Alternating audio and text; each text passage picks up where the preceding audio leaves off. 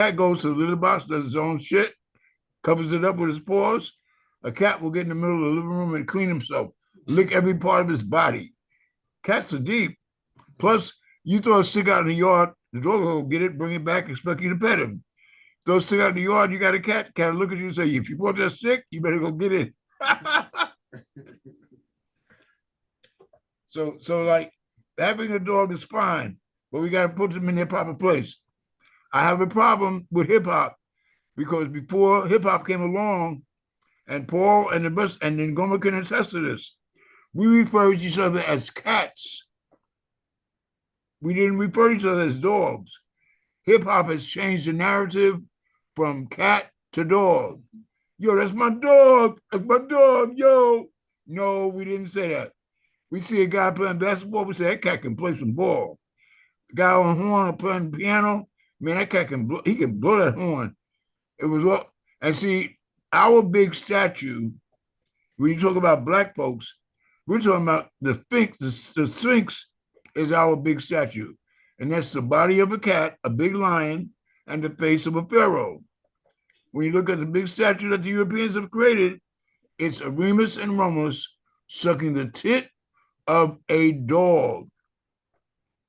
And you can see that that's big stone engraved on the Vatican. You go to the Vatican, you're going to see that on the building where they turn the bishops and the cardinals. So it's a whole bunch of stuff involved. I think that hip hop needs to do some research as to where they're coming from. I don't think that they're doing enough research. Anyway, we're going to start with the poetry now and get started. So we have,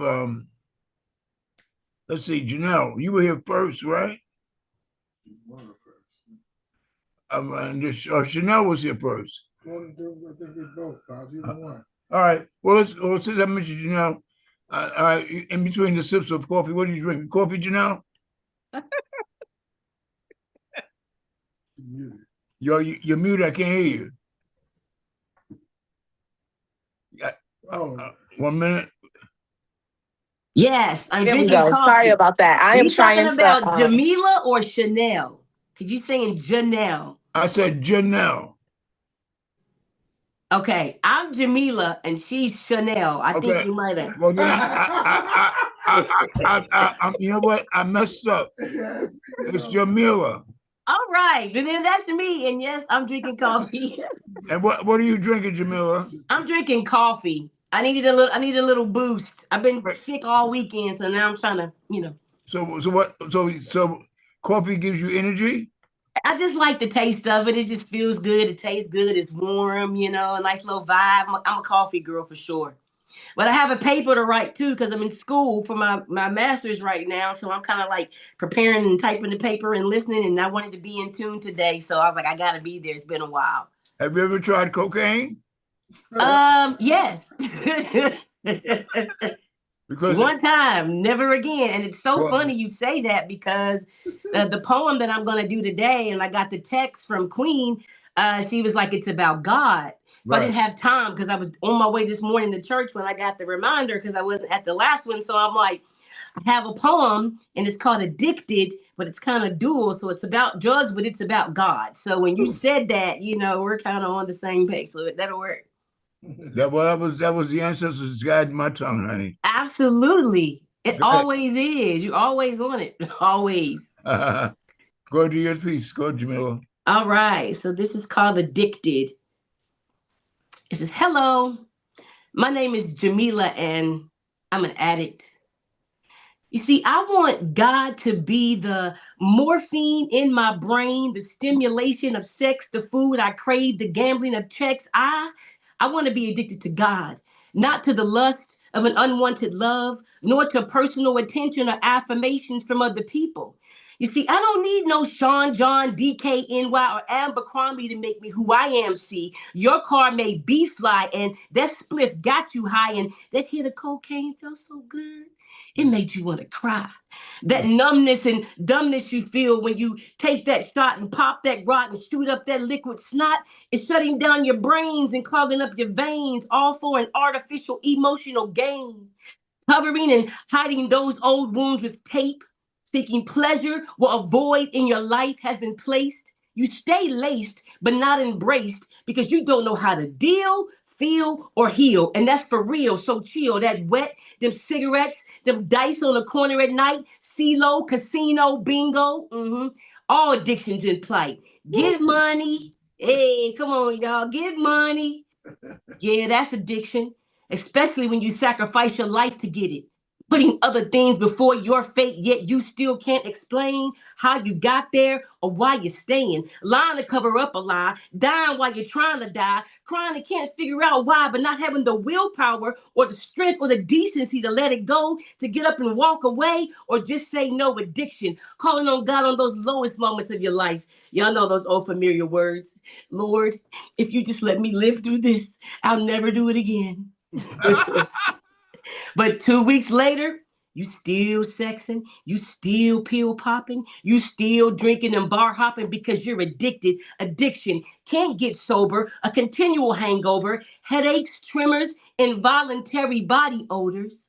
Unnecessary funerals and wakes. Those in attendance are awake, yet still not awakened to the facts of life, life that God has given you. But what that means, it is truly not yours. But what's sad is that you'll forget as soon as you walk out the church doors. Addiction, addicted to being a whore, superficial relationships, blamed on those that became motherless and fatherless, so they're carrying less and they're meaningless. And it's such a mess that they won't confess that the help they need don't come through a needle, a pipe, a tab, a powder, a liquid, a vagina, or a penis. Addiction, changing the molecular structure of your brain.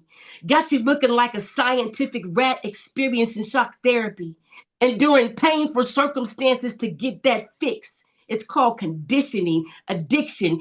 P3 brain waves determine your fate of a possible genealogy. So be careful before you end up like your father or your father's father or your father's father's father. That's heredity addiction. Those things that trigger your response. That smell of a match or that $20 in your hand. That, hey, yo, when you drive by in the car with your man, the re-up the bus, the snitch, all addicts, addiction, that chicken head, that crack fiend that took out your trash, but you addicted to their services because you low on cash, or too cheap for real labor, and that's just plain old sad. But it's them at whom you laugh. Well, you see, God is my supplier, and he never runs out of product. I want to be addicted to the God in my life, addicted to obedience free from pain and strife, addicted to his love, addicted to his grace, addicted to his anointing, hallelujah, addicted to the faith.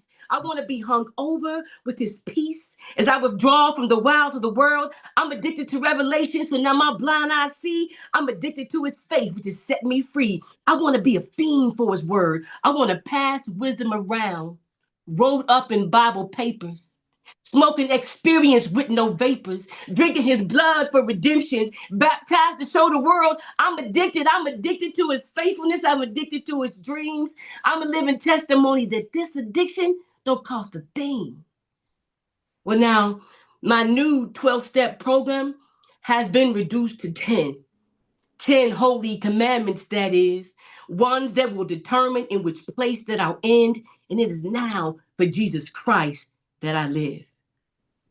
Oh! Woo! Girl! Oh my God. Yes, sir. Camilla! Yes. Camilla! Yes, sir. Stand up and give yourself a standing ovation. Lord have mercy. Yes. Oh, you are a monster poet. Thank Yes. Yes. I'm addicted to you. Oh, God. Oh no, Thank y'all so man, much. you are not playing. You've been blessed, you've been ordained, Thank you. anointed. No, I'm serious, honey. I mean, come on, I've heard a lot of poems in my life, and I hear it all the time. You have a gift. Thank you. The way you put that together, that ain't nothing but a gift on display. Oh my God. Thank you. It's the word impression is not even suitable. That's beyond impress. Thank you so much. Thank you. I want somebody else to speak about what they heard. Go ahead. Oh, Celine. hi, this is Celine. It was excellent. Excellent. Thank you. And I was wondering, what is she getting her master's in? Is it mental health treatment? I hope so. Yes, ma'am. Oh my God. Because Yes. to be part of your thesis, it was just so amazing. So many lines. I wrote down that how it changes the molecular structure of the brain. And then your point about God is my supplier. You are hung over from God's peace and use the Bible. Wait a minute, hold up. The Bible is used as like rolling papers or something to that effect. Yeah, wisdom rolled in Bible papers. Yeah. And then the final one is you have changed from the 12-step program, reduced it to the 10 commandments. Okay. Okay, excellent. Excellent. I love that. Excellent. Yes. Thank you. Yes. Excellent. Thank you. Yeah, my dad was an addict, and that's kind of where I got it from, all the stuff and experienced that like firsthand from him, and being in it, and so that gave me in the mind. So I wrote that when my dad was going through. He's no longer with us, but that's what sparked that poem there. Absolutely. Wow. Well, he's with us in spirit because look what he did. Wow. Absolutely. Thank you. Oh my God. Also, I really liked it. I mean, it was excellent, as everybody said, but also I liked the switch of addiction, that the other addictions are endless and can never be fulfilled. And you flipped it then to say that your addiction to God was fulfilling. Yes. And that was an interesting switch between the two, of one addiction gives you nothing and another, quote, addiction gives you something. Yes, that was great. And I appreciated your passion, the authenticity, the rawness of your poem. It was just very deep. Thank you. It was I really appreciate it. And I appreciate it because I am a mental health counselor, and there were like different various connects. So I see where you're going. Thank you. I appreciate Thank it. you. I appreciate you. Thank you. Appreciate you guys too. Woo. A lot of times I see these Sundays as moments of thought that we reveal that lift me up. They lift me up, and I know the others that are listening are lifted as well.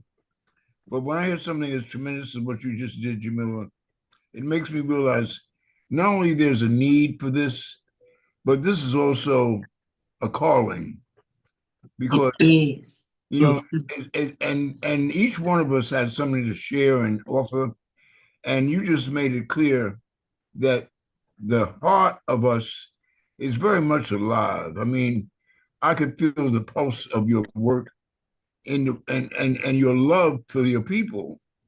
It all comes through, because I have a very close woman in my life, and in high school, and then when she was a freshman in college, she wrote a whole section of poems called "To Brothers Who Try Dreaming," and she talked about all the different ways that brothers excuse themselves from being responsible by getting hooked up with drugs and getting hooked up with becoming addicted to things, as opposed to being addicted to the right thing, being addicted to the wrong thing. Right. And a lot of us know about the colored girls who consider suicide. And Itazaki Shangi, she pulled out the paddle with the holes in it and spanked a whole bunch of brothers and said, "You ain't doing the right thing. You're throwing babies out of windows, and you're talking about you're sorry all the time and ripping up sisters' stuff." And so she was a little rough with her spanking, and then she ended up being in the resolve where she said, "I found God in myself, but I love her fiercely." You didn't do that. You simply just offered an answer and said, "Find God in your being, and you'll love yourself and you'll love everyone else." Yeah, baby. It's fine. I just appreciate your piece very much, because thank you. It spoke to the totality of us. It didn't leave us out. It made it clear this is one family. and we have issues, but we can solve those issues. And you gave us some poems will expose the cancer, but they don't offer the cure. Bars. Appreciate that. Thank you. Thank you. Thank you. Does anyone else want to say anything about that poem? I just want to say alignment. It literally had my body getting hot, how aligned it was with just life. It was very powerful, very powerful. Jamila, keep your pen ready and hot, baby, because you got skills. I love how you because see, saying the truth is one thing, but it's the like I think one of those groups in Motown said the way you do the things you do, that's important because we all have something to say that's truthful and honest and necessary, but you got to present it in such a way. I mean, I know people who can make carrot cake, and the carrot cake is probably tasty, but if you look at it, it don't look right. But now to make it look right and taste right too, please. That's a carrot cake. You got that whole thing. You have the appearance and the substance. A lot of times, a brother will see a sister, her image is divine. All you can think about is how he can get with that sister. And he get with that sister, and she ain't got a bit of substance. And that's the difference between pretty and beautiful. Because you can take a sister that doesn't have all that pretty look, and you talk to her for a couple of minutes, and you realize that she is beautiful because she's got substance. She's got something to say. You are beautiful, Jamila, because you got something to say. Thank you so much for that. Yeah. All right, let's keep it moving. Chanel, I think you're next. Awesome. Hello, everyone. So I will be reading a poem from my first book. It's a poetry book called Canvas of My Soul. And stop there. You said your first book? Yes, my first book, Canvas of My Soul. What's the name of your first book? It's called Canvas of My Soul. Canvas of Your Soul. Mm-hmm. Canvas, C-A-N-V-A-S. Yep, canvas. Yep. So, like, in other words, you painted your soul. There you go. It's revealing the layers of my soul. I'm actually an owner of a therapeutic art company as well. So I like to use art and relate it to like life, like we are canvases, you know what I'm saying? And we're constantly painting and reconfiguring and rechanging the painting as we go along through life. But I like to think of my life and my whole life as a painting. Yeah. And you know, I just started painting about 4 or 5 years ago and I've gone crazy. Yeah. I mean, I just ran out of canvases. I had my man bring me to Blinks and I bought some new canvases just about 2 days ago. Oh. I'm losing my mind. I'm painting like a mad person. I mean, I become a painter. I even sold some paintings last December, and I couldn't believe that because I do not consider myself a painter, but I'm getting pretty good at this, and it's been giving me the therapy is unquestionably phenomenal. So I'm happy to. I love that the canvas of my. That's beautiful. And you're from where are you from? So born and raised in the Bronx. New transplant to New Jersey. I have a puppy who's as disrespectful as you can see. And so born and raised Bronx girl. What's the puppy's name? His name is Blaze. Blaze. Hey, Dave. Blaze. Oh, Blaze. Blaze, Pops. Blaze. Like you blazing on the trail, Blaze. Oh, Blaze. Yeah, trailblazer. Yeah. His name is Blaze. Does he like to run? Yes, he does. And he has a backyard now, but you know, he likes to run over me, Yeah, he's a runner. Okay. Well, you know what? All animals are just really components of our lives. And if we pay attention to animals, we can learn a great deal about ourselves. Because animals do give us a reflection of who we are. I don't care if you have a hamster. You know, I have a brother-in-law who had piranhas in the fish tank. I didn't realize how vicious piranhas were. You know, piranhas are crazy. Yes. Dangerous. Charles had piranhas, right? Very dangerous. Eddie had piranhas. Oh, Eddie had piranhas. Eddie, my brother Eddie had piranhas, and the piranha got hungry and ate up half of his brother. And I'm looking, and I see a half of a fish swimming in the damn tank. And I say, Eddie, what happens? What's this? I said, what are you doing? He says, well, his brother ate half of him up. I left him in there because I figured he might want to eat the other half. I said, oh my God.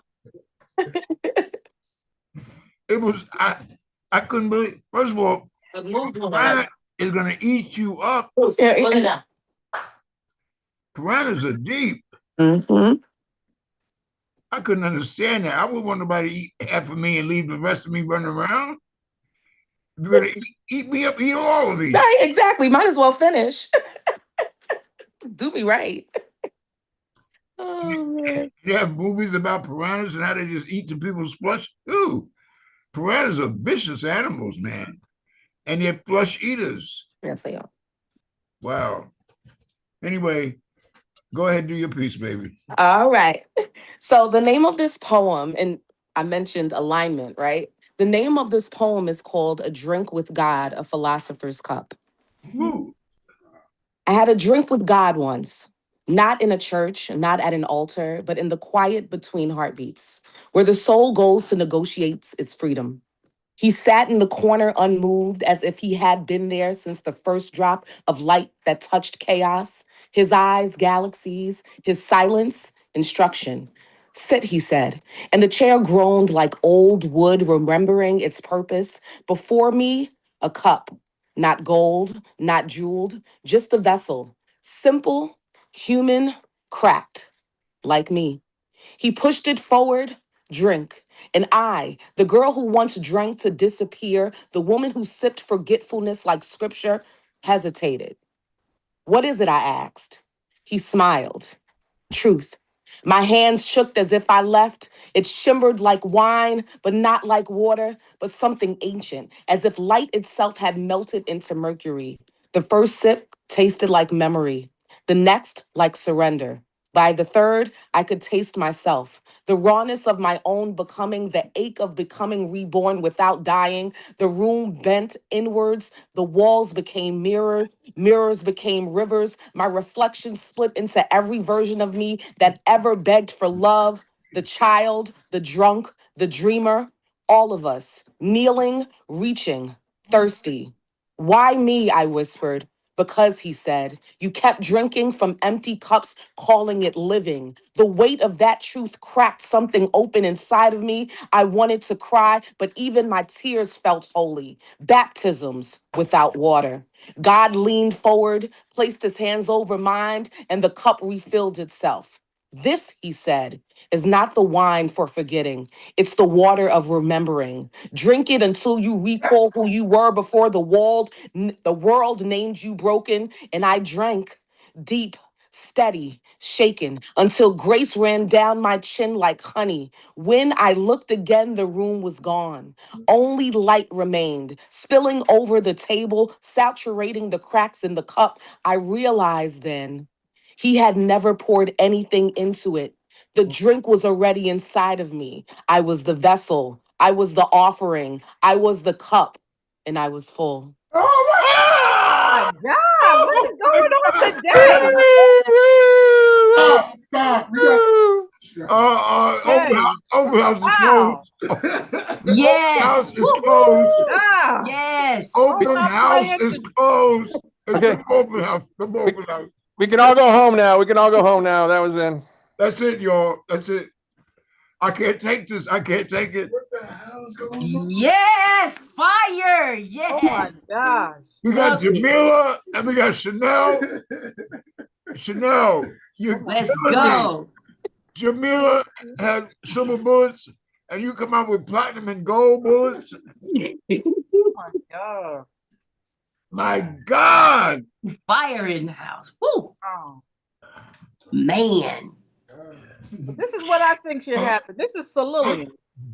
I think if you didn't go to any sort of house of God today, that this has been it right here. Are you kidding? Really, this has been it right here. Right here. Because what these two young women have done today has really fed the spirit in a way that I listened to Abyssinian this morning, and they did Come Sunday.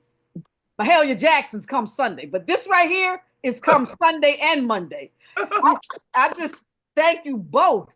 Thank you both of what you have done.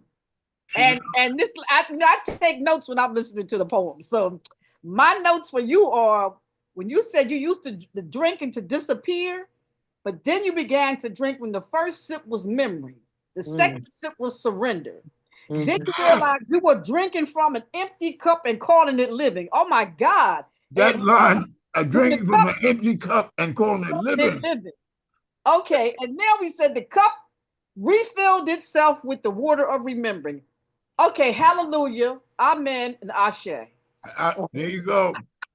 Just thank you, thank you, thank you. So Lillian, you just spoke the same quotes that you had that was in my mind too. Oh man. My God. And Goma, what did you hear? Please speak Goma. Tell me something. Tell me something. Oh, I was muted. Yeah, so I'm speechless. That's hard to believe. Yeah, that's for real. I'm speechless. Damn. If Ngoma is speechless, there's nothing to be said. Thank you. I just wanted to say that I think Celia, you were talking about church, going to church. This was blasphemy in a church. You don't go to church and say, God is within me. I mean, so I mean that's not what the churches are there for. They're there to collect money, and they're to tell you that they are the ones who get connected to God.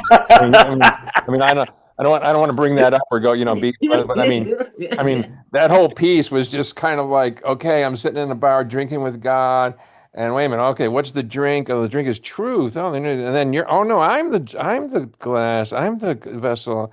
Oh no, God's in me. Oh, I mean, you could be run out of town. Man. Yeah. You're right. That is blasphemy. You're right, Paul. Yeah, that was good. My part is when she said it shimmered like wine, not like water. Like water of remembrance. Yeah, and then he placed his hand over mine and refilled like that. I can't remember exactly how they said it. It was just so many little things. I had to start writing because I couldn't catch them all. And I was trying to listen and trying to take a note. His eyes are galaxies. Like you started off the top. It's like excellent. I love this. I love this so much. Chanel, I don't know if you cook. I don't know if you sew. I don't know what else you do, but I can tell you one thing: you're a hell of a poet. Yes. You are a hell of a poet. Yes. And I'm proud that you have made your presence known to us because I've been blessed to have monster poets on the screen. All these folks that are there on the screen with you, they're outrageous poets, and you are one of them. And I'm so thankful that you have put yourself in this family. I mean, I'm very grateful because you are worthy, honey. Thank you. You are more than worthy. God, I was blown away with what you were saying. Thank you. And let me let everybody know, I revisited because I give a theme every time we get together for the next time. And I said to myself, I might have gotten a little crazy with giving the theme God. And then I realized that no, I wasn't crazy. This is what you do with poets that have the ability to understand, because that's the central character in our existence. And so then I started thinking, I spoke to my son earlier, my older son, and I said, well, because my older son has this whole thing about doing Black scriptures because he thinks the Bible is outdated and we need a new Bible. And so he wants us to talk about the people who have given us some healing mechanisms and all the stuff that we've done since we've been here through the trials and tribulations. And he wants to create this whole new book of Bible called the Black Scriptures. And he's got a good point. And he's already started to work on that idea. And then I hear y'all and I say, I got Black Scriptures right here. I mean, y'all, I mean, if there was a Paul, if there was a Matthew, if there was a John, there's Jamila, there's Chanel, and I already got Paul, and we got Ngoma, we got Cillian. I mean, come on. This is not, we got Lorraine. Are you kidding me? The Black Scriptures are alive and well.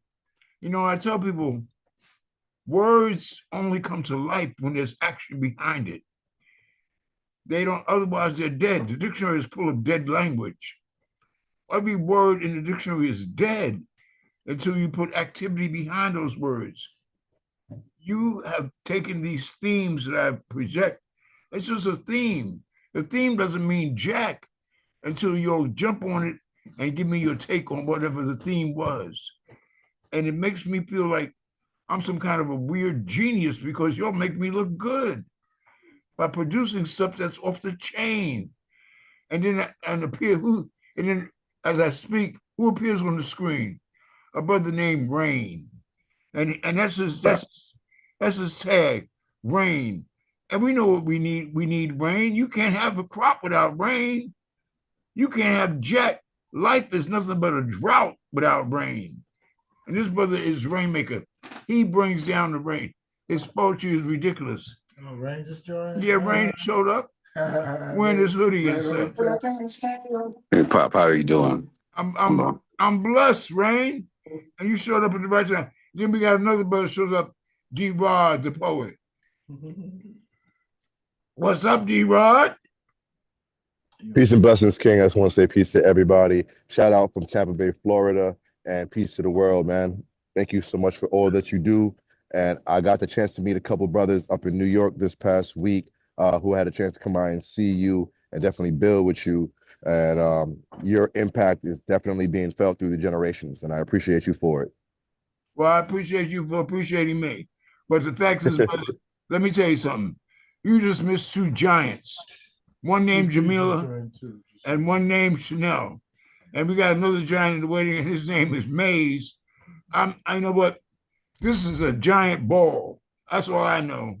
So when the lady the lady did her monster ball, monster ball can't touch this. What are you talking about? CP Mays? Man, CP Mays, yes. Mays, what's good, bro? Yeah, they know each other. CP Mays is everybody's. Hey, what's going on, my guy? Hey, man. CP Mays is everybody's guest preacher for that Sunday. Everybody's guest preacher. Nobody can preach like CP Mays. Martin Luther King himself would have to get off the pulpit and say, "Go ahead, CP, do your thing." I just was blessed to see CP in Albuquerque, New Mexico a few weeks ago, man, for Chachata Slam, man. It's always good seeing another black on black round brother. Peace, King. What? That's all. CP, you getting around like that? I try to do this thing we love as many places I can do it. Yeah. Listen, that's how you get it done. CP, the world is your playground, CP. Ain't nobody can do what you do like you. You know what? I trapped one of the guys in my group, Umar bin Hassan. And everybody knows Umar is famous for the poem, Niggas Are Scared of Revolution. And that's like an anthem of the last poets. But it's not so much the poem, it's the way Umar does his poetry. No one on the planet does their poetry like Umar. D Knowledge, God rest his soul, because D Knowledge is no longer with us.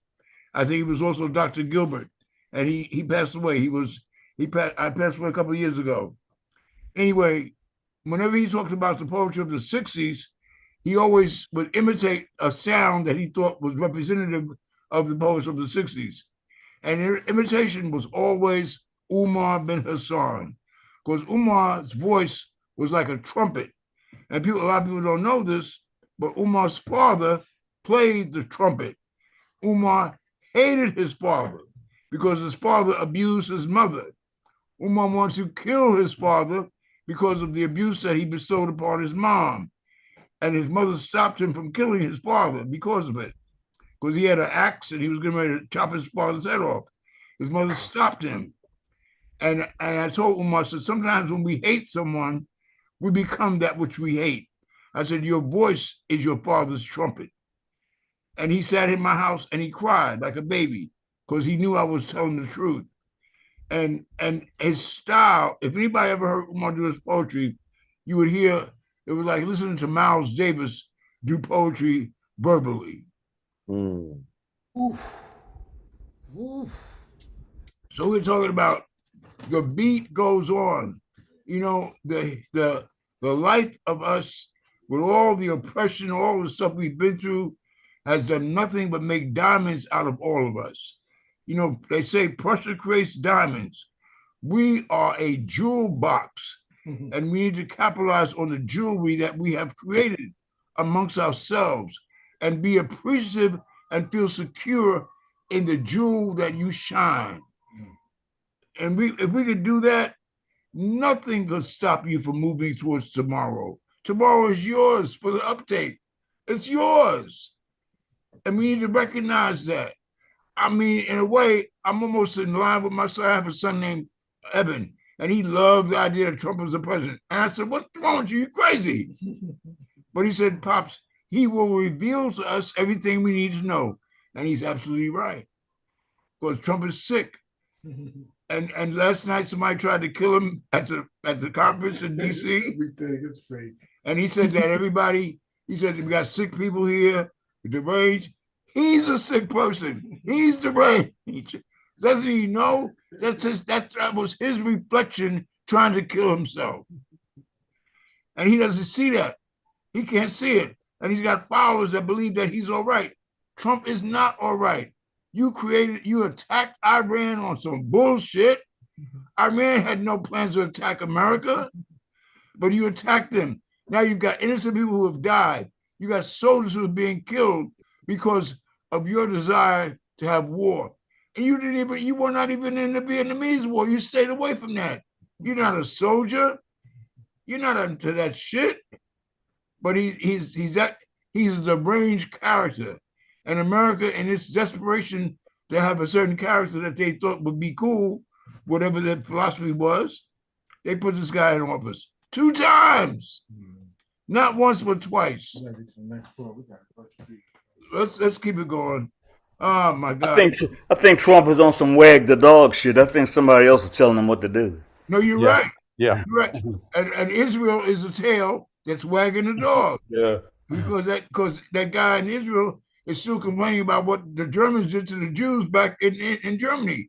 And so he wants to replace Hitler with himself. Yeah. Let's keep going because we can go about this forever. This is a forever problem. Lorraine, you were here early, baby. Let's hear from you, baby.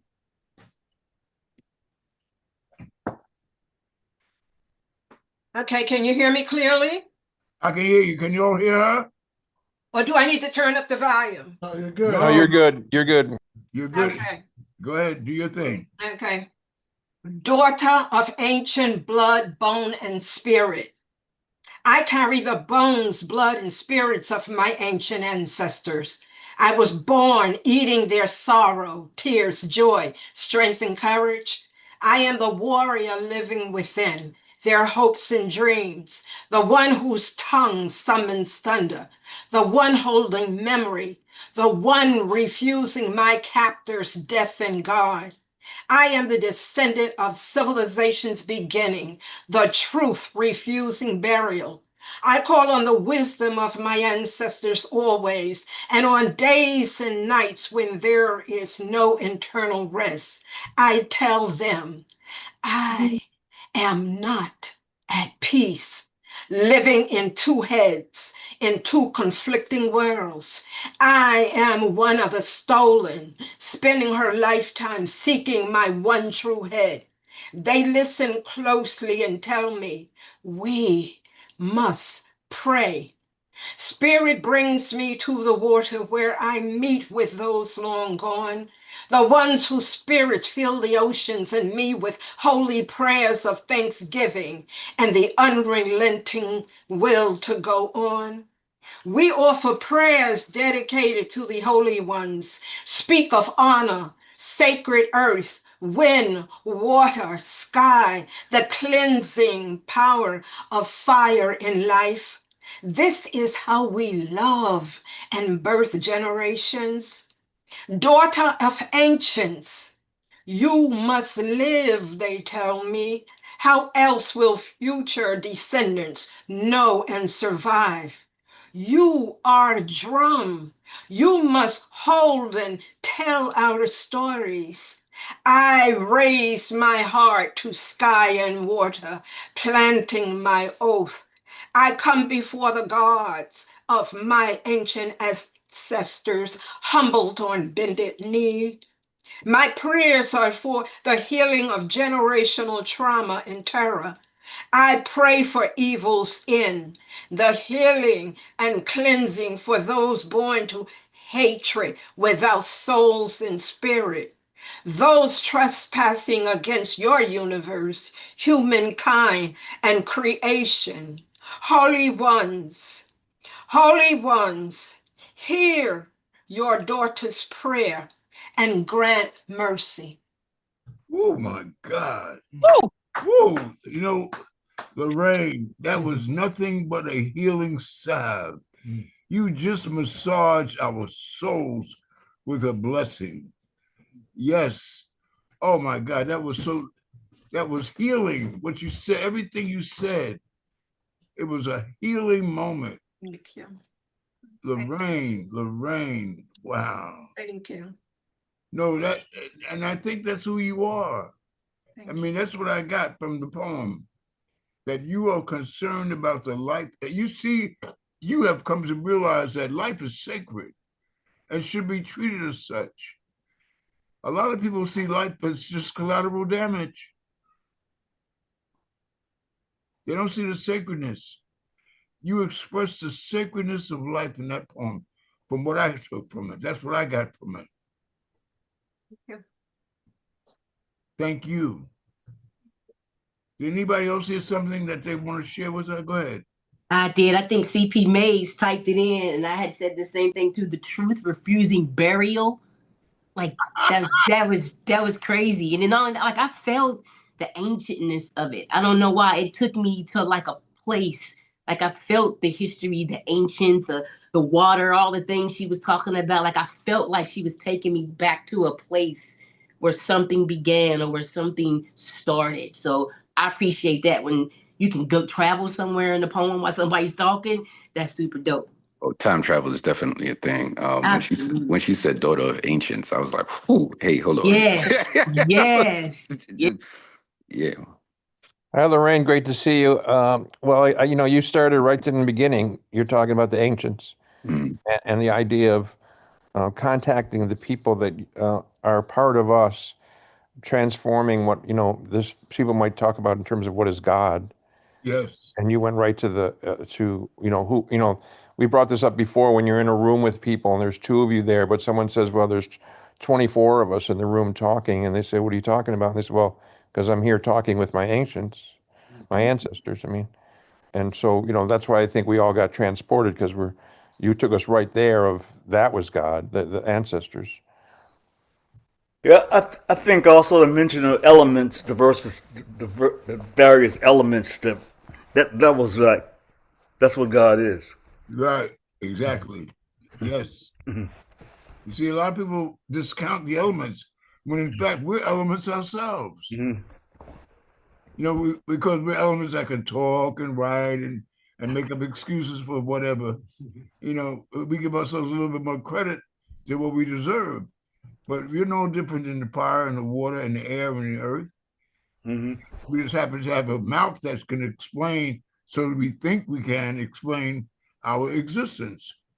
You may be able to explain it, but you can't avoid it. Lorraine, thank you so much. Thank Now, you. now, what is your profession? Are you a nurse also? Are you a doc? What do you do? Me, Yes. I'm a poet. I'm a poet. I'm a writer. I write in various genres of writing. Um, professionally, I was trained with my master's in mental health counseling, and then I went further to um, specialize in thanatology, which is grief and bereavement. Wow. Okay. And now I'm pursuing my doctorate, and I graduate December of 2026. Well, congratulations, honey. Thank you. And the fact is that your job, what you just described, it's a needed job because we got a whole bunch of folks depression is the biggest killer in America. I mean, and I mean, we all have gone down to the basement, but some people stay in the basement. You can't do that because if you stay in the basement, you'll eventually recognize that loneliness becomes a disease. And I like what I'm not sure. Was it Janelle? Was it Janelle? No, not Janelle. Jamila? Jamila, wait, no, I'm getting really confused there. Red glasses.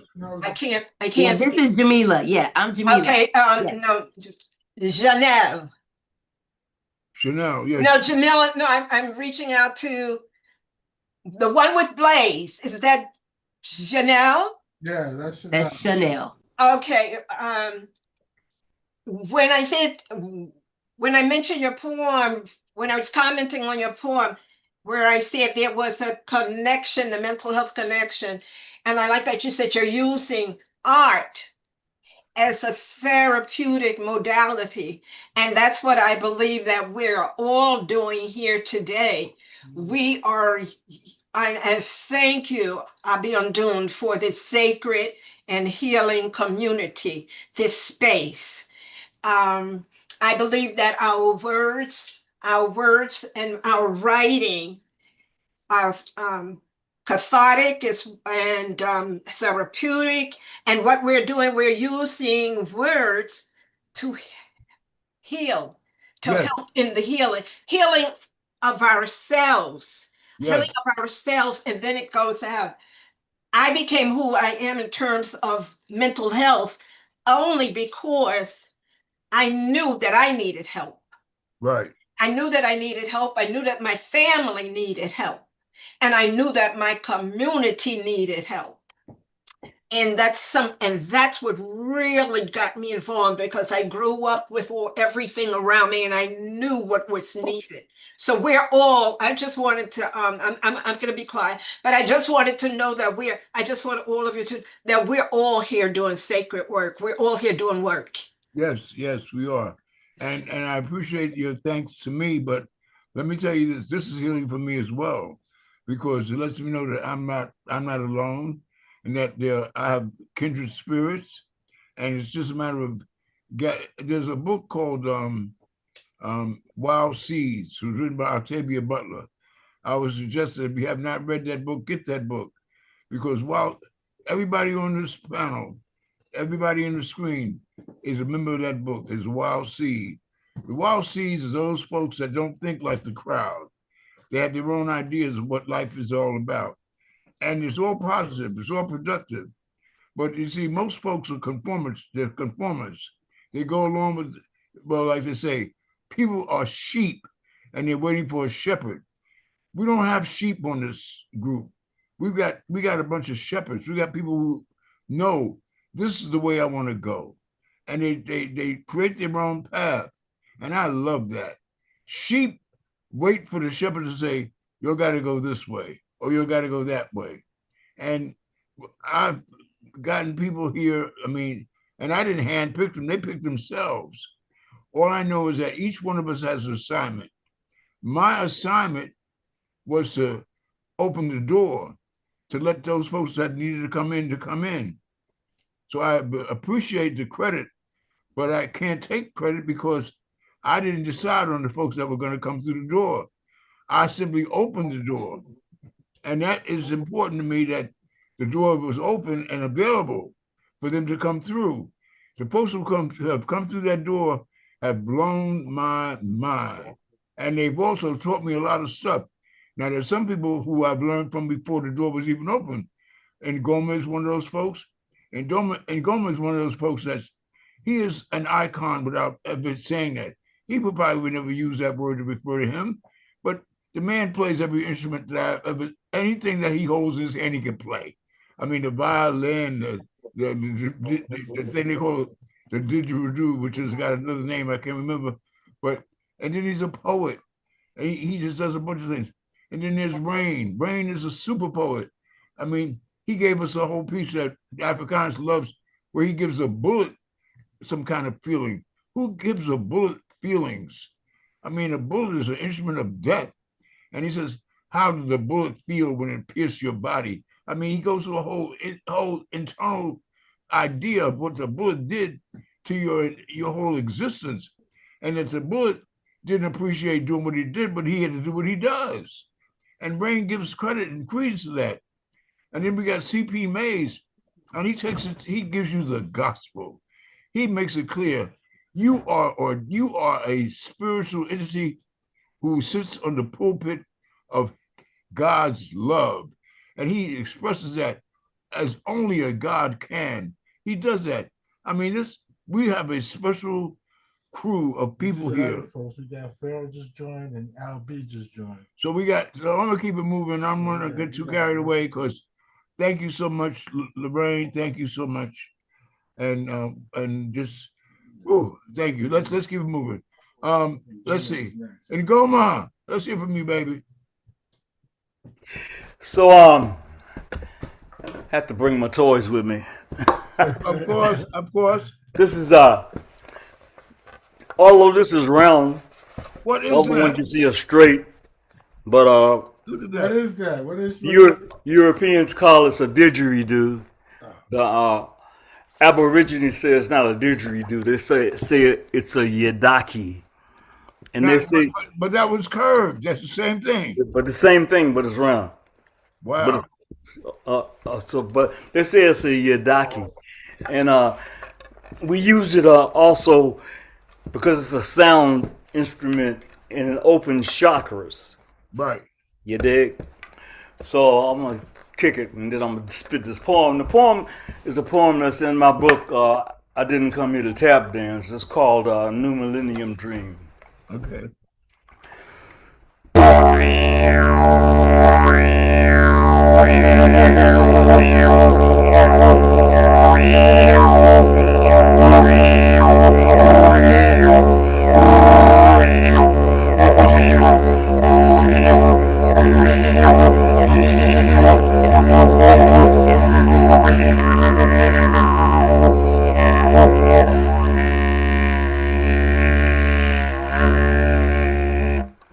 I snort wheatgrass juice for breakfast. It opens my third eye to the Most High, telling me not to use my stomach as a cemetery for dead animals. A party with 40s of carrot juice, ginger, and beets helps my tantric love last. I smoke blunts with poetry, shifts my paradigm, helps me rhyme on time. In time, if there is time, I question it, but then I question everything. It's this telepathy, perhaps you've heard of me. I communicate with trees, they tell me gossip. Their roots run deep to the center of the universe. I open chakras too. I use my didgeridoo for cultural healing when I play for you. These similes and metaphors open the doors to your mind that was shut. That's why we're in such a rut. But I channel knowledge from the kingdom of King Tut. I was a citizen of Atlantis in a past life. That's why I swim through this illusion that you think of as life, this one of pain and strife, where you'll be in prison for eternity until your mind breaks free and you can see things can change when you question authority, like the elimination of reincarnation in 325 AD. I have no use for a compass. I read the earth's blueprint. Don't believe in owning land or paying landlord's rent. I always give praise to the 7 directions. I know that the soul is an act of perfection. We're all made in the image of God, but God has no body. So I studied the travel of the soul. It never grows old, at least not the way that you think of as old, for soul is eternal, never ending. The kingdom of heaven is within. There are spirits seen and unseen, spirits known and unknown, singing life is full of riddles that only the dead can answer. If you listen, you can hear them in the echoes of the wind, chanting sirens, sounds from the place that time began. There goes that word again. I believe in all things as opposed to those who believe in nothing. I am the center of the crossroads that all souls travel through, a traverse point in the cosmos protected. I live in all worlds, exist in all things. Place your palms to mine, retrieve your memory. There's a TV screen in the third eye, viewing the Akashic records from the Most High. Trace your roots and return to the light. Hatapu.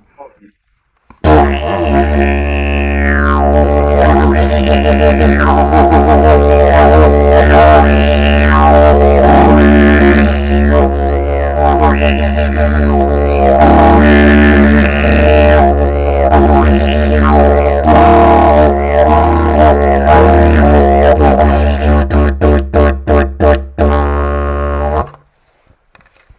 my God. And Goma did it again. Dropping bombs like that. I mean, come on. I mean, Yeah. and Goma, that's not fair. It's just not fair, brother. It's not fair. I mean, even his flow was just ridiculous, man. Yeah, I mean, come on. that was dope. Oh my God. And Goma. Yeah. I want to give you a middle finger and hug you at the same time. Right? Like Right? that's crazy. Like for one, making me feel comfortable when my mind want to go off and do craziness. I know I can get away with and then do it. That's what it looks like now. I see what like as far as your mind wanted to go, you let it go there and came back with it and more. And that's the hug. And then in the same breath, I wish I would have came up with it first. That's the middle finger. That was Yeah. amazing. Yeah. That was amazing. In the words of Rakim, this is how it should be done. Oh, but this is Lillian. You know, I always love that you bring us an instrumental accompaniment. Not the rest of us can do that. But I really like the line in there where you said there's a TV in the third eye. Yeah, yeah. Akashic Records. I'm like, whoa. Yeah, yeah. Oh, thank you, Yeah. Ingoma. Thank you. Wow. Thank y'all. Gum, I always like all the stuff that you do. One recurring theme that I really like is this, that you always present it as if there's somebody standing there and you're talking to them. And you're always going, and you can almost hear the other person trying to get in some line, and you're like, no, that's not how it is. No, that's not. You know, what the fuck are you talking about? No, I'm not. No, I'm not going to accept that. No, I'm not. No. Yeah. Your style's identical to none. What else we got? Yeah. And Goma, Awesome. all I can say is God bless you. And he continues to do that. And when he blesses you, you bless us. Thank you so much, brother. Thank you so much. Thank you. Yeah, man. Doing this.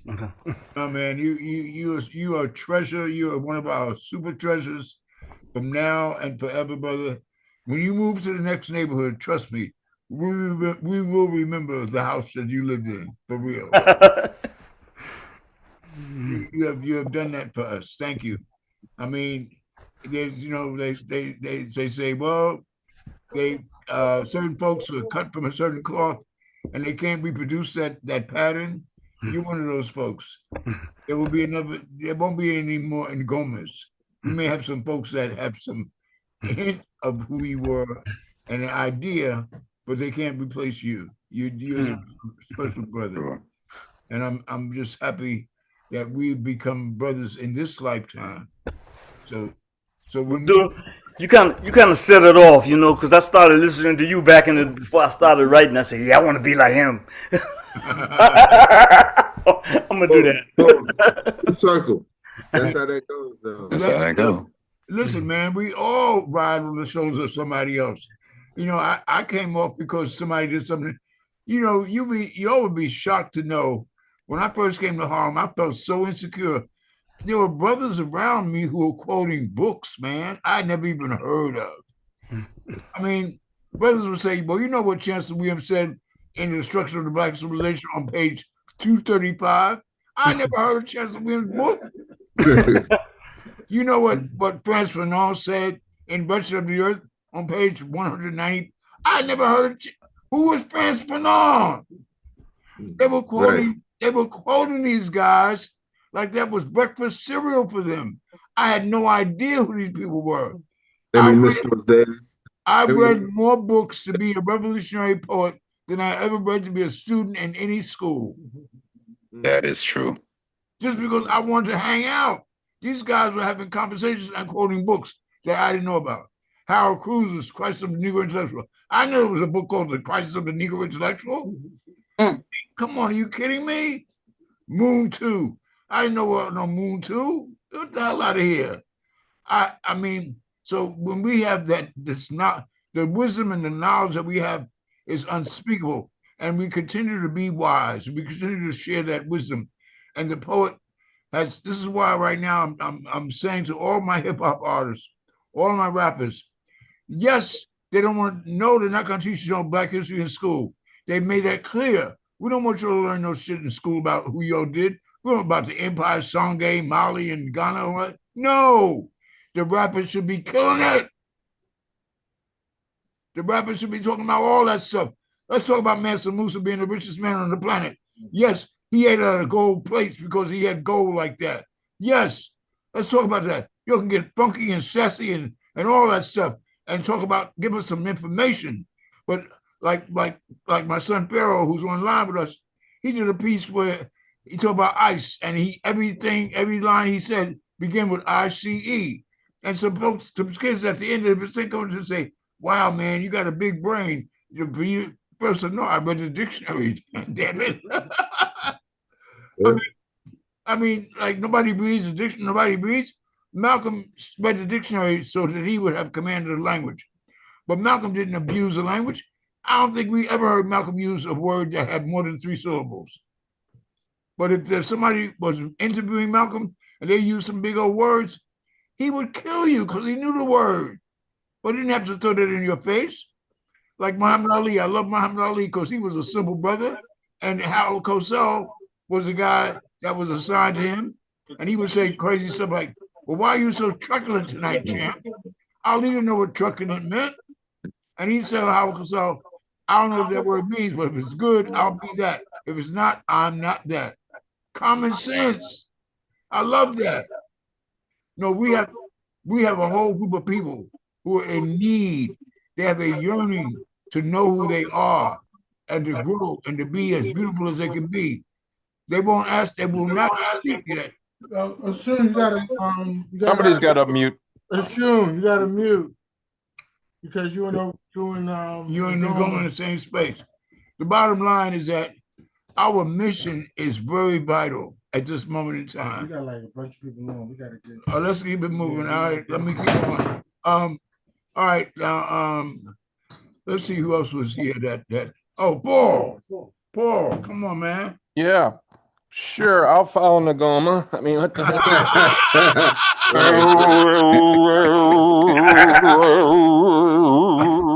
Diabolical. That was the setup. I feel you, Paul. Better you than me. I know. I went to confession after I wrote this one, but here we go. This is God. God was created, and in the beginning there was the Word, and the Word was God. Once words were used to communicate, gods were created to explain things. There must be some reason. As our minds developed and struggled to understand, God was to explain why we're here.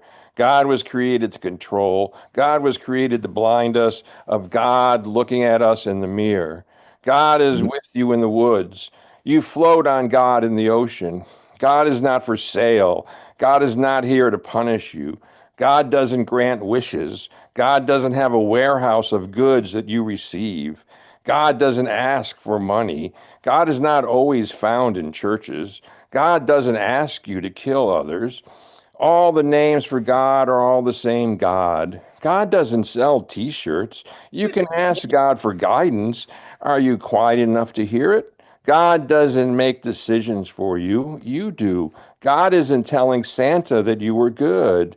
God is not a white man. God is not a man. God doesn't sell salvation in the alleys. God doesn't charge the poor for hope. God doesn't charge the poor for salvation. God didn't build a luxury heaven for the rich. You don't need a priest to be with God. Many say God will return. God has been here all along. I was told God loves me. I was told God could send me to burn forever. It doesn't sound like God loves me. If we kill each other because we all have different names for God, there will be no God. Oh, you know what? I can look forward to you. You are the monster killer. You are the killer. He's the Oh muse. my God, He's the muse. That is so Paul. I don't know, man. Yes. If the guy Paul that has a book in the Bible was like you, then I mean he had to be a bitch. I mean outrageous. And I know that Jesus and all the other guys that were hanging out said, Paul, cut that shit out, man. Paul, please. That was Hey, I had to awesome, follow Paul. the Goma, okay? I had to follow the Goma. I had to do something. And you did. And you did, yes. Did you do something? It was a whole lot more than something. We was in line before God, trying to hide the God looking at us. Oh, that was awesome. My line was God does not sell T-shirts. Yes. Right? God doesn't tell Santa who's been good or bad or whatever. That I mean, just yo, there's a Paul reminds me of this comedian who was from right where you are, Pops, from Morningside Heights, George Carlin. If Yes, George Carlin was a poet, it would be Paul. it would be, no question. Yes. Yes. Yes. I agree with that. R.I.P. George Carlin. Didn't they name that street George Carlin? Didn't they name the They named corner? it, yeah, They that's named why it it. is. Yes. Yeah, they did. Yeah. George Carlin. I had a Yeah. chance to sit and talk with George Carlin. And Awesome. and he cracked on the fact, he said, you know, because he told me one of his jokes that he actually had put out there. He said, don't those golf fields look like a nice place for low-income housing? He said, Yeah. get these guys take a little white ball to capture the big green earth. That's quite significant. Little white ball to capture the big green earth. Mhm. And I mean, Yeah. he was he was a serious comedian, like Yeah. a la Dick Gregory. His jokes had merit. You didn't just see it as something funny. It was always something to think about. That's what Paul was. That's what Paul is Yes, right now. Paul does that. Paul does that well. I mean, and he does it so well. I can look forward to him taking whatever the theme is and breaking it down to the roots of what it's all about. And he does that. I mean, Layman's terms too. Just give you little images so you can digest it. I appreciate that so much, Paul. No, thanks. Anybody else? What you get from that? Yeah, please speak on it. I loved when he said, "I don't think God loves me." That whole thing about hell, that whole thing about hell, because I was arguing that point one day in Sunday school class, got me kicked out of Sunday school class because I Right. said, if God's gonna reanimate my dead body and throw me in a pin of fire, and He's everywhere all the time, He can see and hear everything, and He's gonna throw me and millions of other people in a pit of fire. He's going to listen to us scream and holler and be tortured for all eternity. God doesn't love us. He's just a sadist. I got kicked out of Sunday school class. Yes, absolutely. I mean, once again, Paul, you know what? I love how the fact that you could take a theme that seems as it's going to be complex and you simplify it. You always that's what I mean. It keeps it simple. You keep it very simple. You make it clear. Broke it down. Yes, you break it down. I love it. And and we need that. We need to be able to, you deal with the actual, you touch the dirt of the situation. You're not dealing with the lofty parts, the treetops and all that stuff. You get right down to the root of it and make it clear. And that's the way that you live, Paul. I mean, you're in touch with nature. You're not trying to do something that's outside of your natural environment. We was in church. What they say in church? Make it plain. Make it plain. Make it plain. That's right. Plain. Yeah, Malcolm would love you. Thanks. Appreciate that. Yeah, man. Thank you. I wasn't sure doing, I'm sure we all have this. You do you write the piece and you go, okay, where did that come from? And what the hell is that about? But here it is, Nah, you just as annoyed as many of us with how God has been presented to us by foreigners. Like you that's, said, that's really the root of it. Like you said in the beginning was God, and the Word was, and all that. You broke it down. This is something that's been given to us. God has always. You said God has always been here. Right. You're right, and you said that point blank. Me and Phil had this conversation just before we got online today. I mean, Jesus would come down here and probably pimp smack a whole bunch of people for actually prostituting him. They made a hoe out of Jesus, and it's sad. Jesus was not here he didn't come. First of all, Jesus made it clear, I come from my Father, And he came as an example of what each one of us could be if he existed at all. And then Phil was pointing out the fact that he was a creation by Constantine. And so we got a creation that became a reality for a lot of people, and still that the creation and the reality got all confused to the point where he was worshipped over time. And then people want to put his name on the front of churches. You got a bunch of churches in the country that say Jesus saves. Jesus don't do shit. Let God say. If there's gonna be a salvation, you save. I got a whole piece called Jesus. Yeah, right. Like Pharaoh said, Jesus. You can just say Jesus is us. We're Jesus. Each one of us represents Jesus. And we need to recognize each one of us is a healer. Each one of us is responsible for all of our fellow man. And when this character, when Trump in his silliness, because he's an immature guy, when he actually donned the robe, put on social media, him looking like Jesus healing somebody, and a lot of people went off on that. They said, that's blasphemous. But in a way, that should be Trump, but it's not him. He could be a healer, but he chooses not to be. He chooses to be the opposite of that.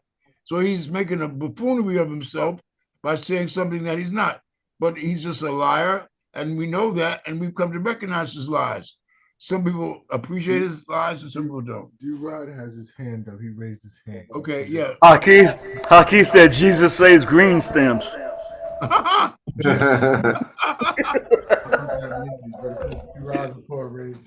D-Rod, what you got to say, baby? I can't hear you. That line, that one line that he put in there about, are you quiet enough to hear? Right. And so many of us are saying that we wish that God would reach us. And are we quieting our spirit? Are we quieting our consciousness to be able to allow us to be in a setting where we can hear the Almighty talking to us? You know what I'm saying? It's a very simple line, but it's a very, very powerful line. And it really did mean a lot. So I definitely want to say shout out and thank you for that line. Yep. And you're so right, D-Rob, because a lot of times we just do not listen, but there's always that voice that's talking to us. And that is the voice of God within us that speaks to us. I just had to listen to that voice recently because I was getting ready to make a trip that I did not need to make. And the voice of God told me, you don't need to make that trip. And I'm so grateful that I listened, because when I decided to when I made my final decision, I could feel the weight lifting off of my shoulders. And anytime you feel your body go through that transformation, you know you made the right choice. So that's important that we recognize that. Yes, that's a great line. Yeah, thanks a lot. Thanks. Let's keep it moving, because I know we got a bunch of folks here, and I want to listen. I cannot wait to hear Brother C.P. Mays. Let's hear you, brother. Go ahead, share with us. It's your time. You're on mute, baby. Can't hear you. Hello, ladies and gentlemen. Oh, brother, what's up? Now, you just came from New Mexico? You in New Mexico? Yeah, I was in New Mexico. There's this southwestern regional for slam called Chichara, the Cicada Festival. But see, Mace, how do they have the nerve to call a place New Mexico? Yeah, we're talking like, for that to make sense, we all have to agree to speak American and not like American's a language or something. We have to agree to a whole nother ignorant concept to even understand how it's New Mexico. It's crazy, but it was good. It was good. Different styles of poetry, good people, good times. Okay. Yeah, it was good. It was good. All right. This is a dedication to my soulful trap. My diction's dangling has been dangling inside epiphanies dangerously. I'm life, where closet skeletons hang their birthday suits up at.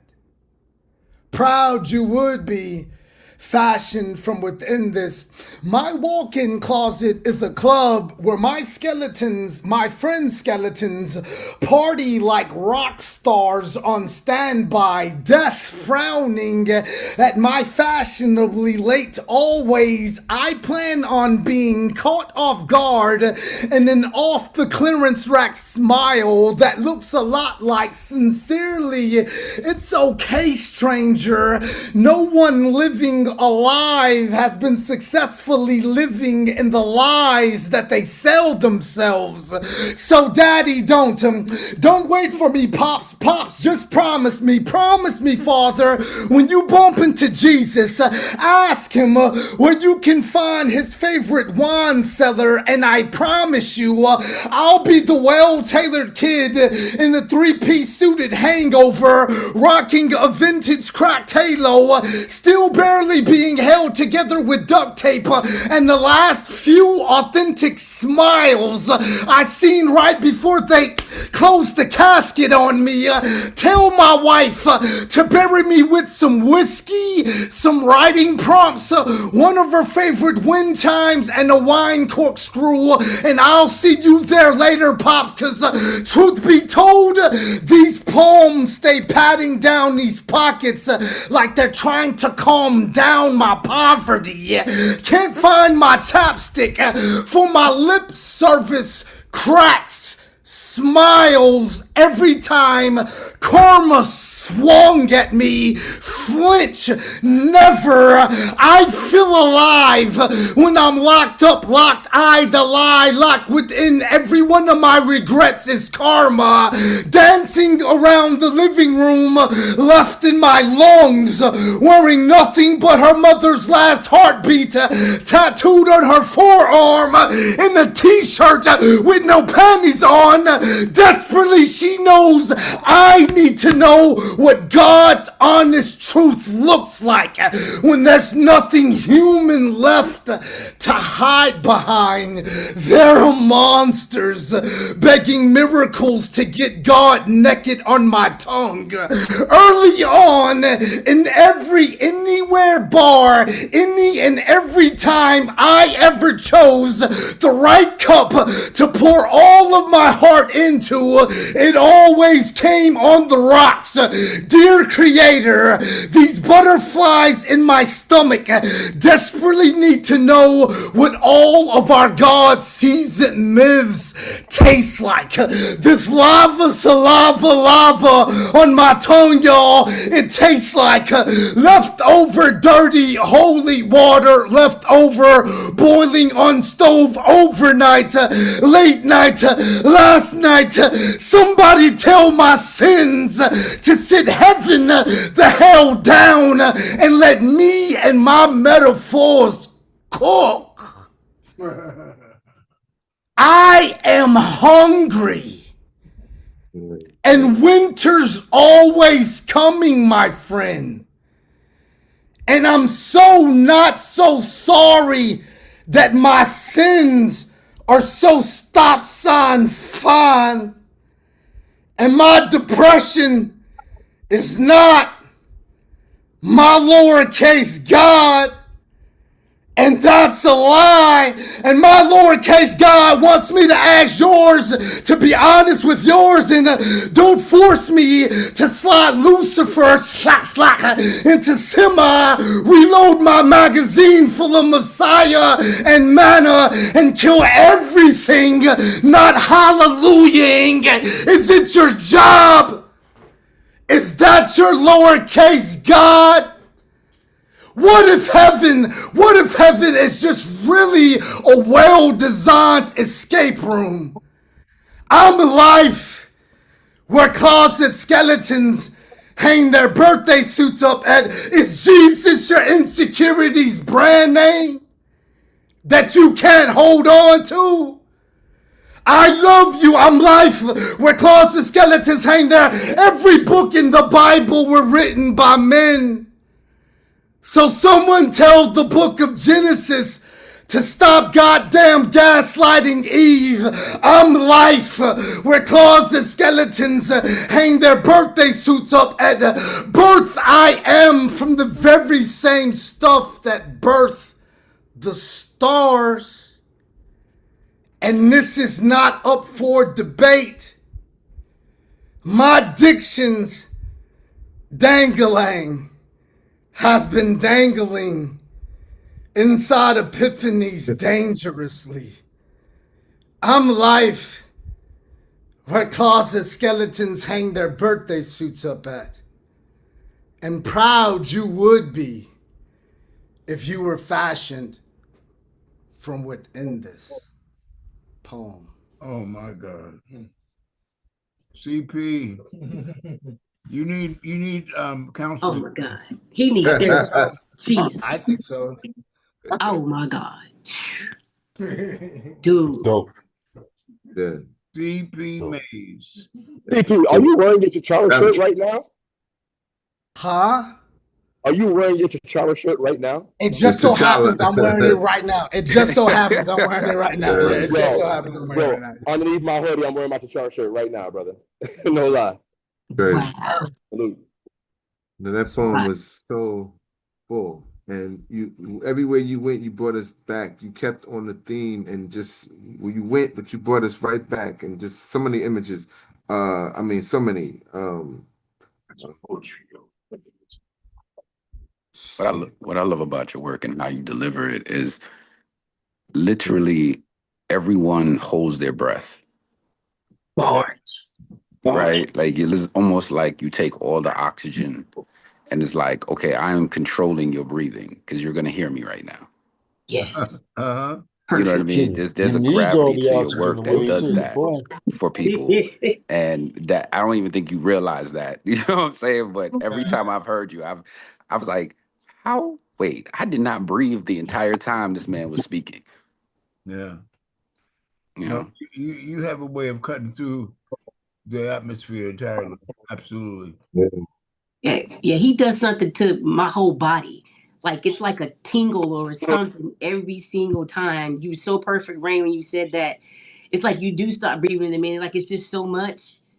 Like my body feels it. That's crazy how your body can feel. And he's all the way somewhere in a square on a screen, and I'm like affected. That's wild. I just Appreciate that. Thank you. The anointing. A yes. vintage crack halo held together by duct tape. I love that. I love that. You had a bunch of them, man. Is Jesus the name you give your insecurities? Yes, yes. Oh yeah. The brand name, right? Right. Yeah, brand name. Jesus, the name you give your Insecurities. Sister Lillian, I felt like the recurring theme, although you didn't say it a lot, but you focused on this the lowercase God, that little G. I was like, I like your use of that. And when you talked about the leftover holy water, that caught me. I couldn't listen for a little bit because I'm like, what is leftover holy water? I was about what would that be? The leftover holy water. And then you had another one about these men that wrote the Bible. They need to stop gaslighting Eve. Yes, I love that. I love that. I love that. I love that. I love that. Thank you. I was raised. I was raised Roman Catholic, so you know that leftover holy water thing. I was a kid. I remember always looking. You know, when you walk into the church and they have the little bowls and you do the holy water thing. I was like, is this fresh water? I used to always think that. So it was like when you said leftover holy water, I was like, that resonated. That resonated. That's it, Virgo talking, Rain. That's awesome. You can get leftover holy water at Walmart. Hey, Maze. Or Amazon Prime. Amazon Prime can probably get it to you in 2 days on Amazon. Order holy water. You can get it in a gallon. Yeah. Hey, Maze. I just wanted to say, I think you resurrected the real God. Yeah. Yes. Dope. You see, this is what that happens here. You always reveal certain things that we're not supposed to talk about. This is not for regular conversation. You're supposed to accept things as they are, and you break it down, and you break down, you get to the nuts and bolts of this whole situation, and we recognize just how, and I have to use the word silly things are. Gaslight, Eve. I mean, it becomes, we're dealing with, like what they say, tricks are for kids? Come on. It becomes a game of silliness after a while. And we're supposed to take that silliness seriously? And we do. Things can change if you question reality, authority, like the elimination of reincarnation in 325 AD. Yes. As you said so profoundly. You said I can't find the chapstick for my crack. I have a question. CP Mason. CP, does it get painful thinking the way you do? It gets lonely. It gets weird. It gets weird and lonely. Like the comment I gave to Ngoma, like in rooms like this, I walk away feeling like a release, like a waiting to exhale minus to try to get my groove back with Stella. Like, it's like, okay, I'm not the only one who thinks a way like that's abnormal or not. Like, you know what I'm saying? Like, I feel you guys are a big hug that gets me through to the next hug to say it's okay being as wonderfully, brilliantly, dangerously you as you can possibly be. And this room like makes me feel comfortable knowing like it's okay to think that way. Well, I think you're talking about Sunday service. Hello? Yeah. That's it. Oh no, this is church today for sure. The preacher just finished. This is we got a bunch of people, so we gotta keep it moving. So Lillian, your turn, baby. Okay. Thank you so much, good people. I have to leave at 7, so please forgive me when I have to go. But the name of my piece, I've been trying to figure out which one I would read based on where the vibe was going, and I don't really know. So I decided on this one. It's called Distracted. Distracted. I gave you my God to keep you distracted. You worship him, performed and acted. When I need theater, I know where to go. The church you built puts on a great show. Or I loaned you money to make the building bigger. But under my breath, I call you, well, you know. I keep the loans coming to keep you digging in dirt. You ignore church leaders who chase anyone in a skirt. Don't forget to repay those loans. I won't want to have to call you on the telephone. That is how we keep you bound to me. You worship a God I forced on your ancestry. My God was meant to lock down your soul. I converted the old taught the young. For me, it has been quite a long run. My God has kept you distracted. Some deserve awards for the way they have acted. Of course, there have been some who have not been fooled. However, that has not been the general rule. Most of you are completely distracted, enough for me to keep up this racket. You worship my God who looks like me. As long as you worship him, I'll be pleased. To worship my God is to worship me. As long as you do, you won't see. You won't see who you're meant to be, and that suits me perfectly. You see, I know who you are and who you are really meant to be. I know who you forgot and why you can't see. I'll keep you distracted as long as I can, while you jump, shout, and wave your hands. I want you distracted to keep you from being still. I don't want you to tap the power of your free will. I want you to follow my God and me. Then I know you'll never be free. I only gave you my God to keep you distracted, and I want to thank you for how you have acted. Let the church say. I love it. Pharaoh, I was going to say the same thing. I was going to say the same thing. Lillian saying what we said earlier. Oh, man. Come on. So, Lillian, my son and I had a conversation earlier that said every single thing you said in your book. Yep. That's what it is. Wow, divine order. Look at that. Wow. You called it out so beautiful. And without Oshun and hold on, was it Oshun and one of y'all gotta mute because we keep getting feedback. Go ahead, Ro, my bad. Yeah, I'm just saying I love how you delivered it because you did it without, this emotional disdain. You just called it like it is in plain voice and just painted the pictures so masterfully and beautiful. I just love it. I love the delivery too. Thank And, you. Thank Yes. you. Thank you. Yeah, the Pope, by the way, called and said he doesn't sort of sanction this show. Yeah. What did you say, Paul? I said the Pope doesn't sanction this event. Yeah. I really like it's it's a perfect title, and and throughout it you sort of That's right. really you defined what the distraction was. Right. And the whole idea that so many people do not understand or know God because we're being distracted by the God that they're giving us. That's right. Yeah. Yep. External. So I thought it was excellent. Excellent. Thanks. Distracting. Yeah. Anybody else? Because we got to keep it moving. Oshun, are you ready for us? Oshun.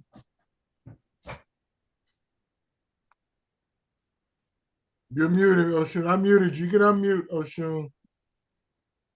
You have to unmute. Got to unmute, Oshun. Can you hear me now? Yeah, we can Yes. hear you. Okay. This is like the craziest assignment. So I started like 5 or 6 of these things and only finished one. So at some point you're going to be hearing some other God poems from me. This is a craziest assignment. Okay.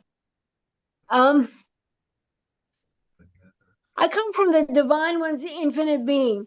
Everything comes from the Divine One who created and is always creating all that exists eternally. I come from a place where the divine and the physical walk side by side. Seeing is just a matter of my soul, opening my soul to its eternal presence.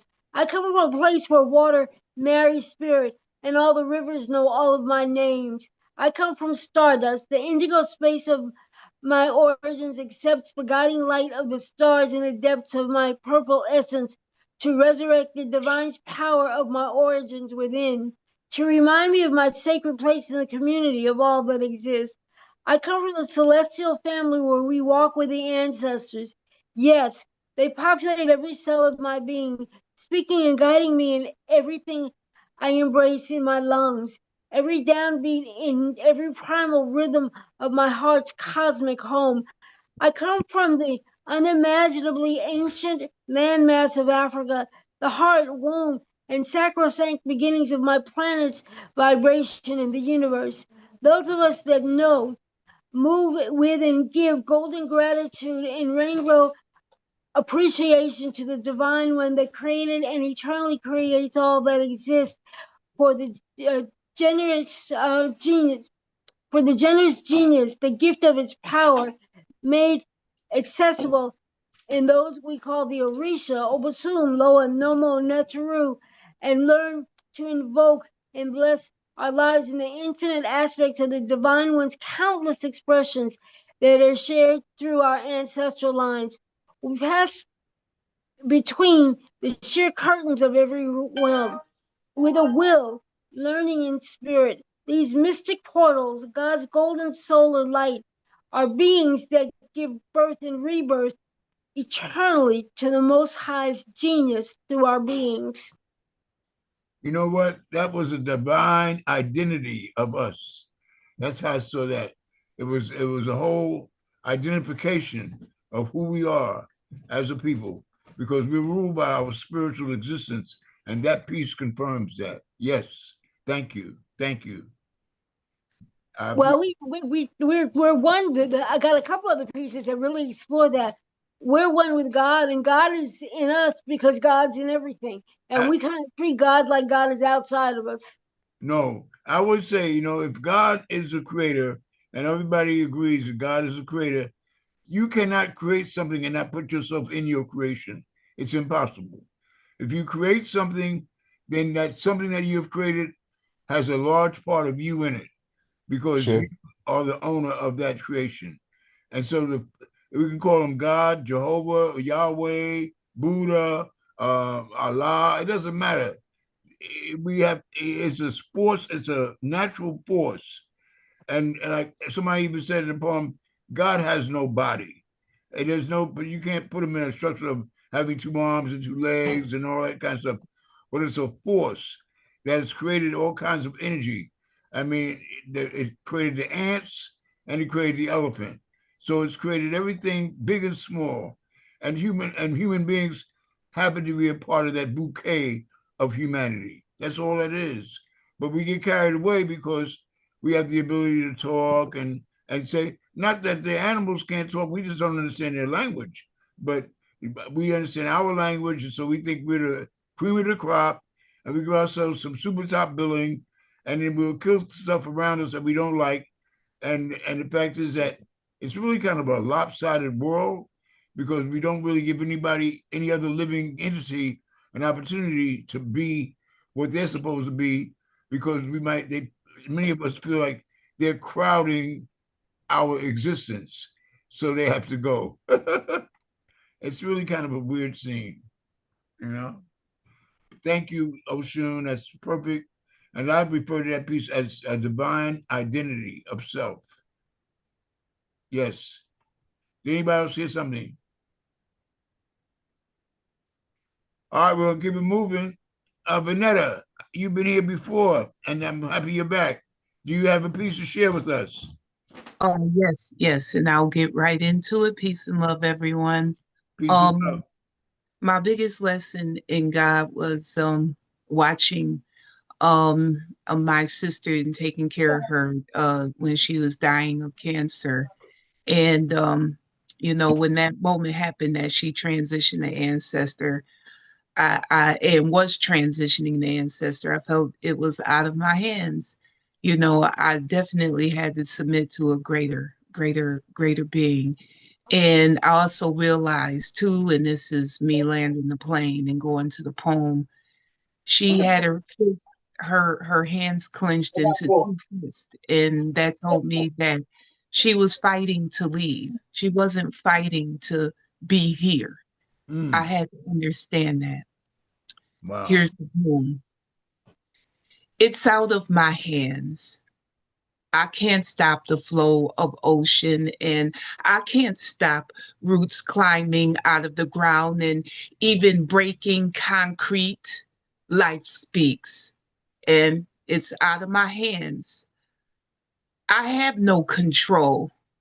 I wanted spirit, mind, and body to take hold and have all the answers, overcome with pain. I put my hand over your clenched fist so I could maybe make it a temporary circumstance, a quick fix. I was tempted to want to taste the gist of God's power. Open your hands, please, and receive life. I didn't know it wasn't me you were to fight. You had the divine right to request your exit. Then God stepped in the middle of all the chaos, disorder, unknown, uncrossed, yet grandiose questions on borders. God took over, or better yet, I'm still practicing my submissions and need to say God was always in control. I took hold on you for dear life. I, your little sister, speaking through my own struggle and strife, didn't want to miss you. Prayed for your come up and pull through to return to my human comforts. I held your hand, tried to endlessly until clouds, sun, thunder broke through, opened the doors of morning's post and dew, and I got the call that you walked through. My knees left me. I had to prostrate before you. I screamed Babel Tower type words through my tears because I no longer knew what to say or do.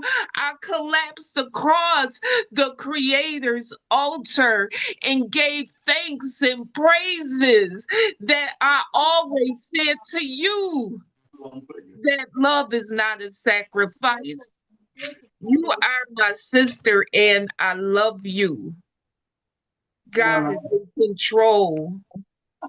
All I could do was take hold and know He carried me and you. Open hands, surrender, understand, release to freedom like an underground Harriet. It is all I could do. Transition you. And you know what, God? Thank you. Transition me too. Peace. My God. Wow, very moving. Oh my Vanetta. Vanetta. Goosebumps. My God. Vanetta, I mean, all I can say is that I'm trying to hold back the tears, man. I'm not even holding them back. Yeah, that's That wasn't a poem. That was like a eulogy. It was a eulogy. Absolutely. Oh my can't God. even. It's not even to be spoken on. It's just to be experienced. You know, to be honest with you.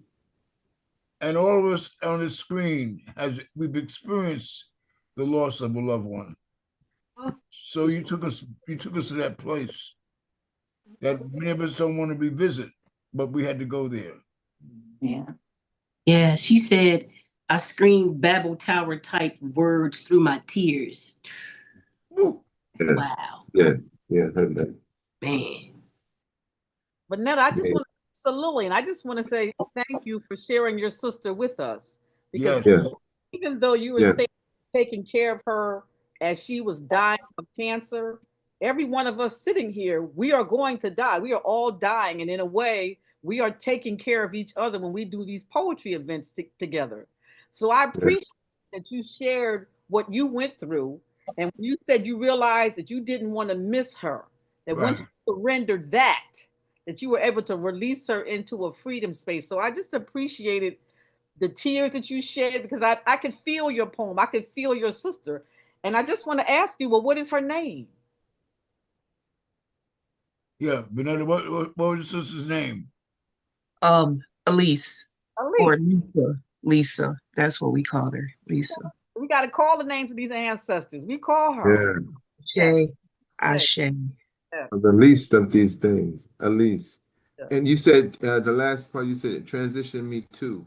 I love that because even from a spiritual perspective, that's how we stay connected. You know, just beautiful. There's a word in church used that with this, the purpose of this, that word is called testimony. And that testimony is what we all relate to because somewhere down the line we will be where you were with that situation, if not already, and we can pull from this because I think how you dealt with that was so beautiful and so wholesome, you know. Yeah, absolutely. Can't have a testimony without a test. Absolutely. The root word of testimony, right? Yeah, that's right. I mean, you know, sometimes you get beneath the ribs and all the other aspects, and you get directly to the heart. And can't even. It's nothing to clap for or even snap for. No, it's just experience to say thank you. Thank you for sharing that. No, there's no clap involved. There's none of that. It's a sobering moment, and the sobriety is overwhelming. Yes. And primarily because of what Cillian said, we all have to go here. We all have to make this transition. And for her to express it like she did, it was just a profound statement that we could call a testimony, a eulogy, but I wouldn't even call it a poem. It's beyond that. Yes. I thank you for your voice, for being a vessel. Yes, use yeah, but that is what I want to give you ultimate praise for. The fact that you could speak of. I lost my sister, my youngest sister, who had MS, and I still believe that she died of a broken heart because we don't realize that when you love someone and they don't love you as honestly as you love them, your heart can be broken. And that concept of a broken heart, that's a hyperbole. Hearts can't be broken. It's not made of anything to be broken. But hearts can be broken if you recognize the severity of a lost love that you had, that somebody never had for you. So she was in love with someone who could not love anyone because they were caught up with themselves. And they lied to my sister and set her up to think that she was going to go to heaven on earth. And he had nothing to offer her. And when she discovered that heaven was no place at all, she gave up life entirely. And I felt bad because my sister, my youngest sister, she was love personified. She was just a sweetheart.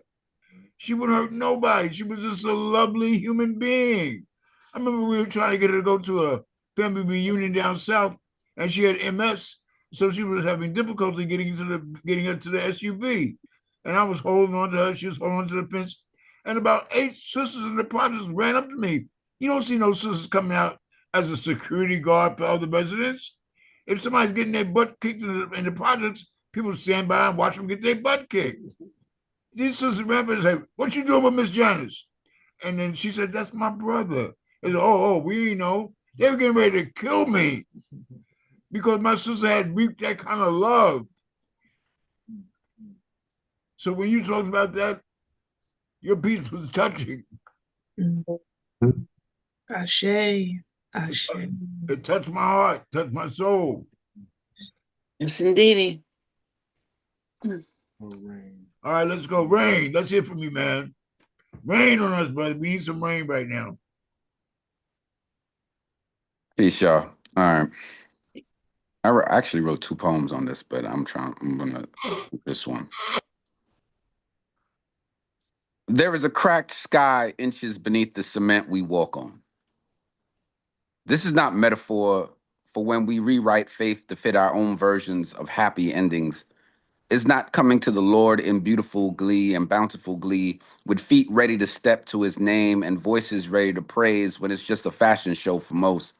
A chance to get the week's gossip out. See, I know that the Lord enjoys a good story. I mean, what is a happy ending without the pain? But it seems that we have forgotten that he's always listening. We have learned to put amen at the end of egos, but this fellowship, this kinship we share in this God is more than just prayer. Actions are always louder than prayers, than words, and I am guilty of all of this. Spent most of my life convinced there wasn't a God, and if there was, then he did not love us.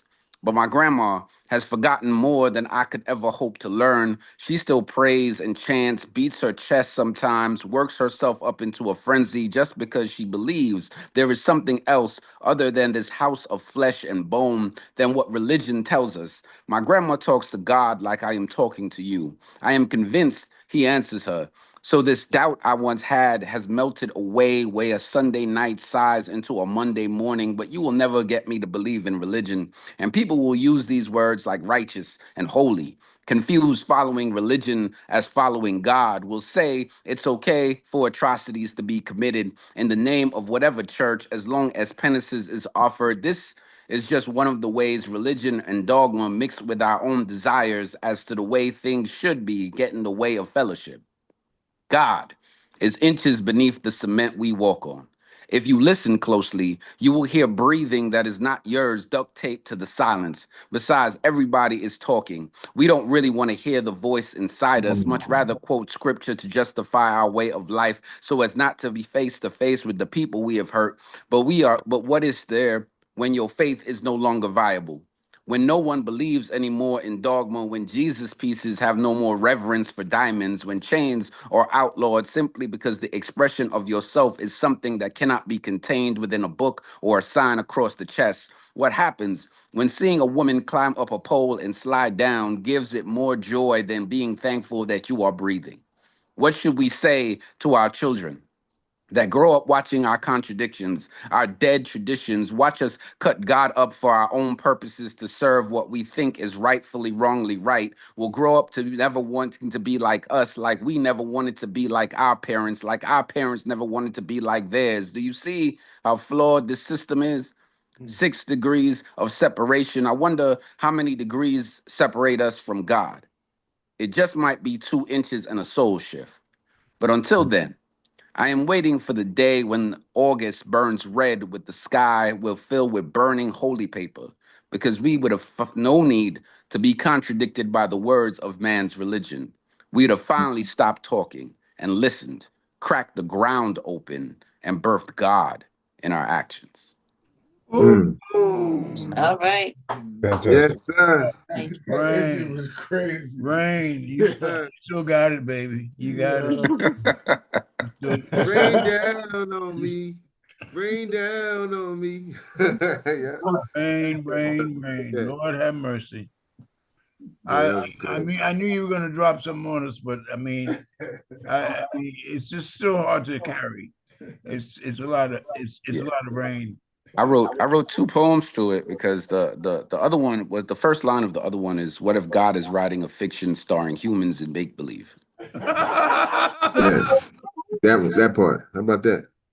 And listen, all I know is that whatever you drop, rain, your rain is pure. Your rain is not polluted. Ain't no, Right. It's not an acid rain. It's real pure rain. Appreciate that. You know, and because we got some folks raining all kinds of poison on us, and you rain pure water that we can use to heal ourselves. And I want to thank you for that. Yep. Definitely. I think it's amazing in terms of everybody who comes here, and we have this topic, and yet at the same time, it was all expressed about is anybody really hearing and seeing God? Yeah. And how we've been given this other gods to supposedly believe in that has nothing to do with God. Yes. Yeah. And throughout, Rain had that in terms of his. Mm-hmm. What a smooth what did Malcolm say? Bamboozling. Yep. Bamboozle. Right. Hoodwinked. Run amok. Yep. Run amok. Yeah, we learned how to put amen at the end of egos. You know what I'm saying? Yeah, right. You know, what gets me with all of this is how from the beginning even unto now, there's certain things that's weaved throughout everybody's poem from the beginning, whether it's somebody said duct tape, and then like he said something about the holy papers being rolled up, and that's something that I said in mine. It's just crazy how everything kind of like connects. You know, even though we've never met each other, some people, and it's just random topic that he picks. That's the beauty of all of it to me, is like, you know, we are connected in some type of way. Yes, man. Love yes, that. man. I think there's a common thread too. One that all of us here do have a personal relationship with God on some level, and number 2, we all have been bit by the same dog. That's facts. Yeah, that is a fact. Absolutely. Hey, listen, we're gonna keep it moving, but I'm just so proud and pleased, yo, man. I'm telling you, this is my church for sure. Destiny manifests. Let's hear from Awesome. you. Destiny manifests. You're on mute. Hi, how's it going? So I didn't come prepared with a poem, but I would like to say that this has been so beautiful, and thank you everyone for your vulnerability, your honesty, and your radicalism, because it's all been radical but necessary. And I definitely plan to be back. I do have to drop, but thank you for the invitation, and this is such a beautiful and incredible space. Thank you for joining. Well, thank you for joining us, and I hope that next time you come, you'll share the power of fortitude. Indeed. Okay. And hey, the question is, have you been fed today? Yes. Thoroughly. That's it. That's yes. all this is about. Yes. Yep. Thank you. Thank you. Correga, are you ready? Oh yeah. Sure. Come on, brother. Deacon Correga. Yeah. All right. So I have one called Fallen Martyr God. And it is as follows. No matter how protective our silence and grins, no matter how convincing the syllables of the sweet nothings and the colors of the whatnots, we twist and bend our lips to whisper. No matter how flagrant and venerated the criminality, or how much preemptive and defensive grace we have extended in the name of a baseless faith, it shall attack at dawn tomorrow as it did today and yesterday. Its hyperbolic wailing reverberating in echo chambers and amen corners. It shall grandstand and stand ground, giving a rousing ballistic applause in response to our implausible abundance and rebellious propagation. With barbarous efficiency, it will spin news cycles to whitewash bloodstains and legacies. It will lie straight-faced and rape in the name of Jesus. It will lay siege to all that it can never be. No matter how complex the code switched, or how preponderant the nonsensical relationships we've painstakingly manufactured, no matter the performative condolences and the overly debilitating sadness method acted, no matter the ham-bone tambourine, the supper singing, or the shuffling to get along, no matter how much bowing and scraping we engage in as a way to make it calm, the declaration shall be made at dawn tomorrow, the arsenal shall be raided, and the age-old masquerade of righteous indignation shall be laid out as a plastic tarp, a philosophical catch-all dispatched by the assassins before the massacre starts, a stochastic scattershot of prophylactic redaction, a bombastic reaction enacted to guard its fragile self-regard, because after all, the plan is that it'll be the last one standing to marvel at all the awesome excesses of the tales it tells. When the narcissistic thespian is primping in the mirror, it considers no direction necessary. Their preference in the end is the perfection and submission in the stillness of the dead. No matter how self-evident the plucked eye colorblindness and the lapdog yip defensiveness, no matter how transparent the pandering or the raccoon avariciousness, it shall attack at dawn tomorrow as it has so often, its deified delinquencies extending beyond the limits of all we have to offer. It shall not be moved, and as it considers itself flawless, it shall innovate in the name of profit. Instead of evolving, it shall attack at dawn tomorrow as it did today and yesterday, and at long last it shall abandon the pretenses of gentility and civility, maskless and brandishing massive capacity magazines, planning extended clip preemptive strikes in mass. It shall descend in broad daylight on nurseries and dining halls, on hospitals and colleges, on sanctuaries, marketplaces, and picnics, and it shall punish us for the discomfort it feels, for the undercut serenity coming from our resilience. It shall punish us for our dogged resistance to all of its prolonged attempts to end us. It shall punish us for our spices and our primacy, for our rhythm and our striving, for that damn prismatic smile that just hasn't designed a system to eradicate indignant. It shall come to punish us, the draped maniacs and sapient inventors, the great-great-grandchildren of amputated sprinters, making giant steps in untouchable records, making the planet rock to our dances and our preposterous anthems. It shall punish us for the kismet and inevitability that our persistence represents, independent of how many indignities we've tied up in our collective subconscious, or how many bitter screams we've stifled to spare its self-concept, in spite of our commitment to smiling through our resentments, or to sitting in silence and minding our own black business. It shall come, for we are and have been magnetic to its lead and triggers. It shall come because the streets want blood, because genocide is the language of the jilted imperialist. It shall come because we are no longer the wet nurses and oxen we were brought here to remain. It shall come for us, the radical rebels and agitators. It shall come, for we are the evidence of its transgressions, the preeminent descendants of a set of sickened predilections, the living testaments to a civilization that isn't. It shall attack at dawn tomorrow, as it has for centuries, for it is a freneticism of a fugitive mind manifested as an unabashed killing machine. It is as ubiquitous as greed, an all-encompassing pestilence existing beyond the limits of sentiment and sensibility. It is an avarice without limits, a framework created to sanction the pillage and eradication of innocent villagers. It is a passionless system, a beast without a nation, a miscreation made of ambition and avarice without a sense of the sacred. It persists, no matter how many attempts given to make it disappear, and the only chance we have at reclaiming our sanity and dignity is embracing the radical pragmatism and having the bravery to create a sustainable civilization instead of remaining in the middle of whatever the hell this is. That's it? That's it. Tell them why you mad, though. Oh, my God. Craig, you always knock us out, man. Yeah, man. I was on that ride. Like, come on, I could go longer. I thought we were gonna ride a little further. I was prepared. I was prepared for at least another half a mile. But I get it. Whatever the hell this is, I get it. I get why Whatever the you hell stopped. this is, Lord. I get it. There was I a get line, it. the raccoon abolitionist. I was like, yo, The me raccoon and Bella looked at each other avariciousness. like, what the fuck? Yeah. The raccoon abolitionist. Yeah. Correct. Yeah. It's actually raccoon avariciousness. Yeah, raccoon avariciousness. But yes, it's this was kind of speaking to the notion of being so hard pressed to try to fit into a white Christian nationalist ideal.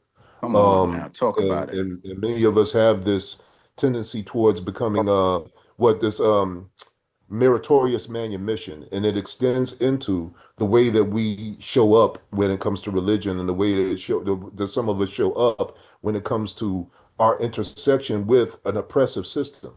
So for me, it was just speaking to that notion of us losing ourselves in the midst of their lie. Right. Yeah, that's it. Yep. And it works, and it works hand in hand. That's how the able to. That's how we're still here. Many of us because of it. Yeah, and you captured that. I was hearing it. I was like, I'm gonna tell you, pops. This theme needs to be recorded. We need to have this recorded because this is not just poems that we can do. This should be documented because we need. We need to. Yeah, it's on YouTube. It's our first YouTube video. It's on YouTube. Yeah, man. It's But recorded. This is food. I knew it was going to be a profound day, but I had no idea it was going to be this profound. Crazy This is off the chain. I mean, whew, man. Let's keep it moving because time is moving on. Okay. And Mo Clarity says next. Kim and then Mo Clarity. Oh, Kim, where's Kim? Hi, how are you? Hey, Kim, how you doing? Hi, greetings from Pittsburgh. You're all right from Pittsburgh. Steelerville. That's the city of all those bridges, right? Yes, I was your hostess the other day. Oh yeah, at the gig at the winery. At the tribute to the last poets. Right. I just want to say to everyone, I feel like I'm in the Pittsburgh Theological Seminary right now. All right. I'm getting all kind of vibes when it comes to how people perceive. But my poem is called The Sight. Some people say you are a Black man born by the equator. Your skin is as dark as the plants that we grow in the dirt. Your hair is woolly like a sheep. You are considered the chosen one. Many words and thoughts are written about you in many languages, from nation to nation. I have never seen you, but I know your work.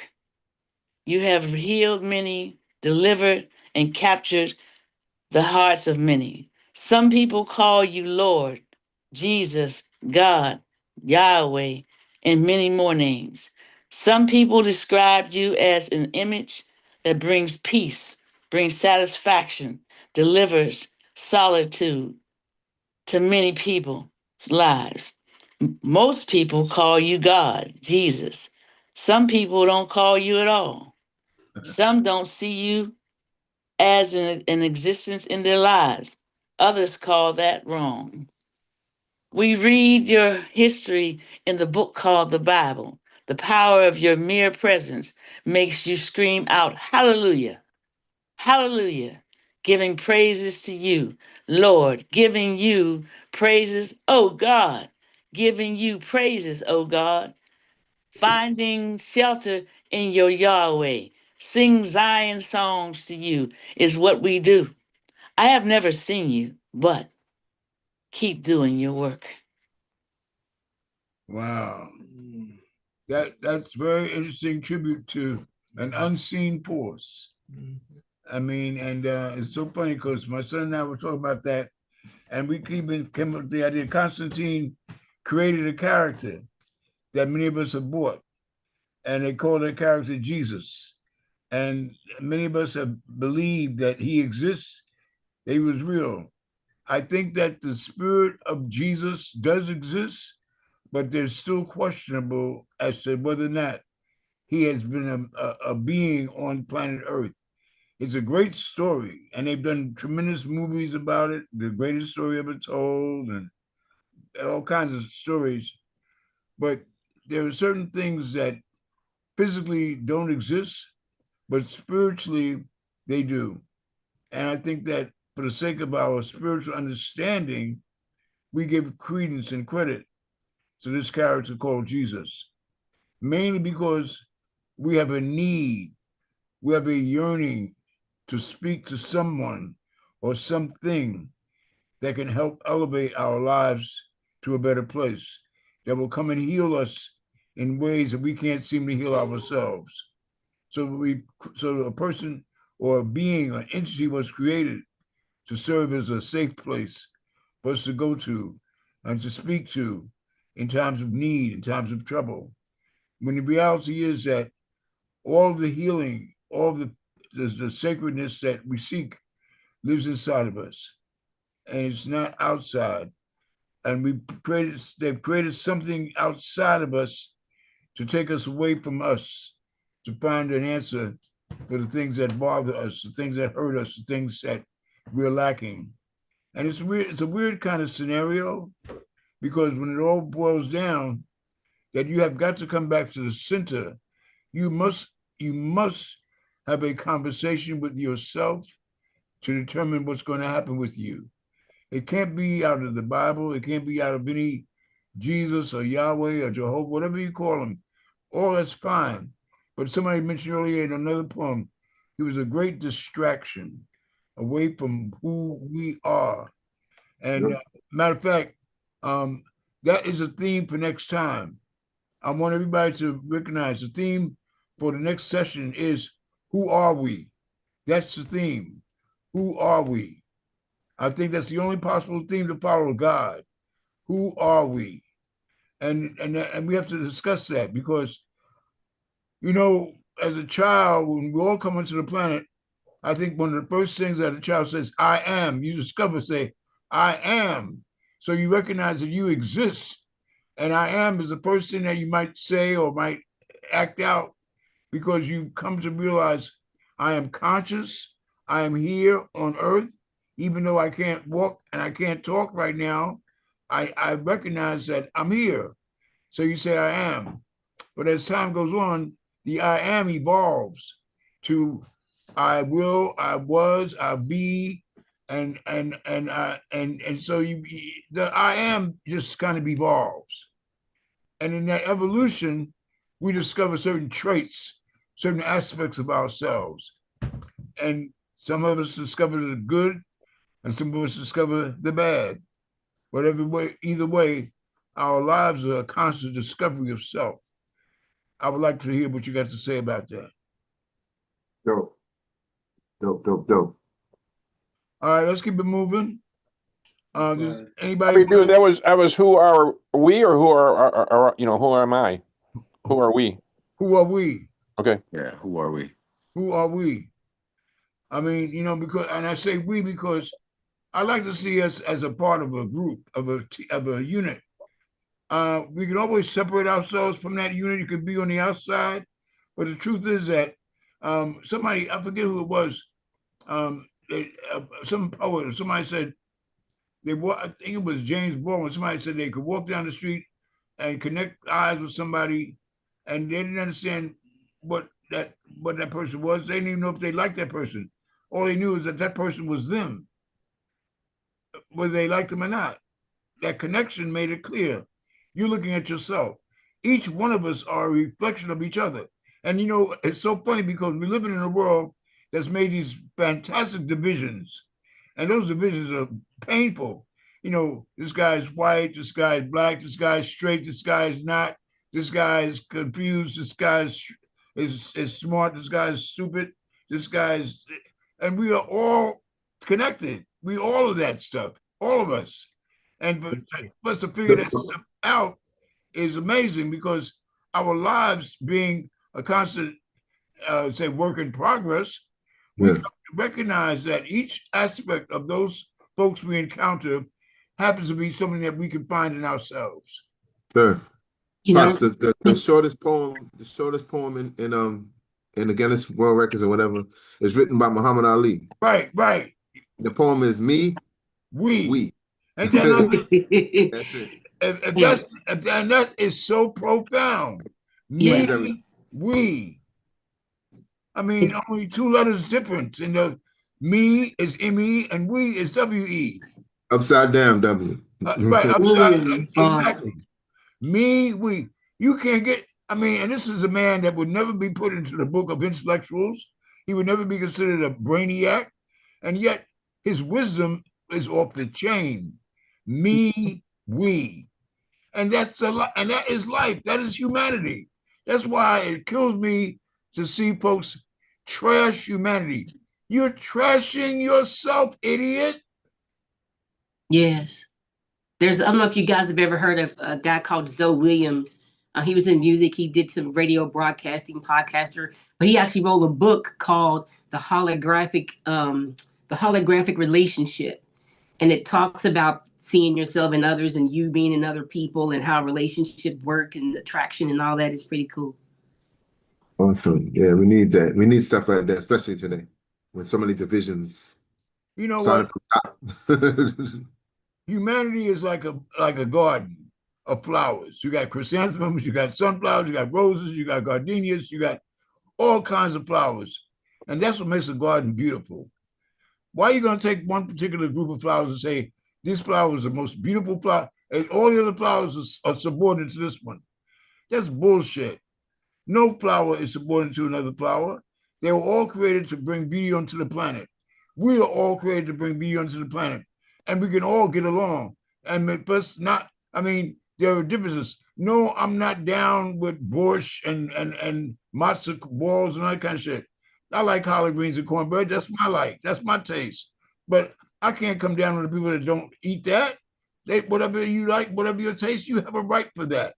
No, I don't. I don't sing country and western songs, but there's some folks that do. I can't. That's fine. Sing your song. Do your dance. You have a right to do that. And who in the world would say that that's wrong or right? There is no wrong or right. It's what suits your flavor, what suits your taste. It's wrong or right when you want to deprive somebody from being their natural selves. When you want to deprive me of having the exercise of my personal liberty, that's the problem. And who wants to deprive people? People who are midgets, who are insecure beasts, who don't understand what growth is about, what life is really supposed to be about. We're only here for a moment, and we're supposed to grow in every day we live.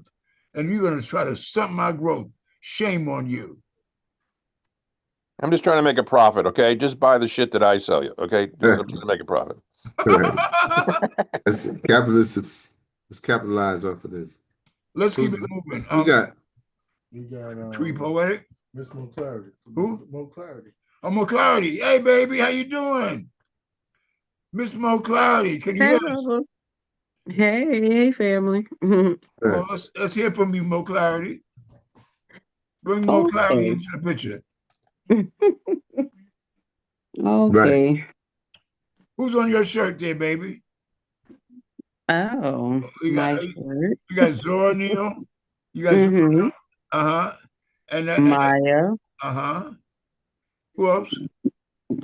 Oh, Miss Brooks. My favorite here. Miss Brooks in the middle. That's Lorraine Hansberry. Yeah, over here. Yeah. We have Toni. Toni Morrison. Toni Morrison. Uh-huh. Is that Nikki Giovanni? Nikki, yes. And who's that over there on the left? Yeah, who's the left? Zora. Oh, which angle do? Oh no, Alice. I'm sorry, Alice Walker.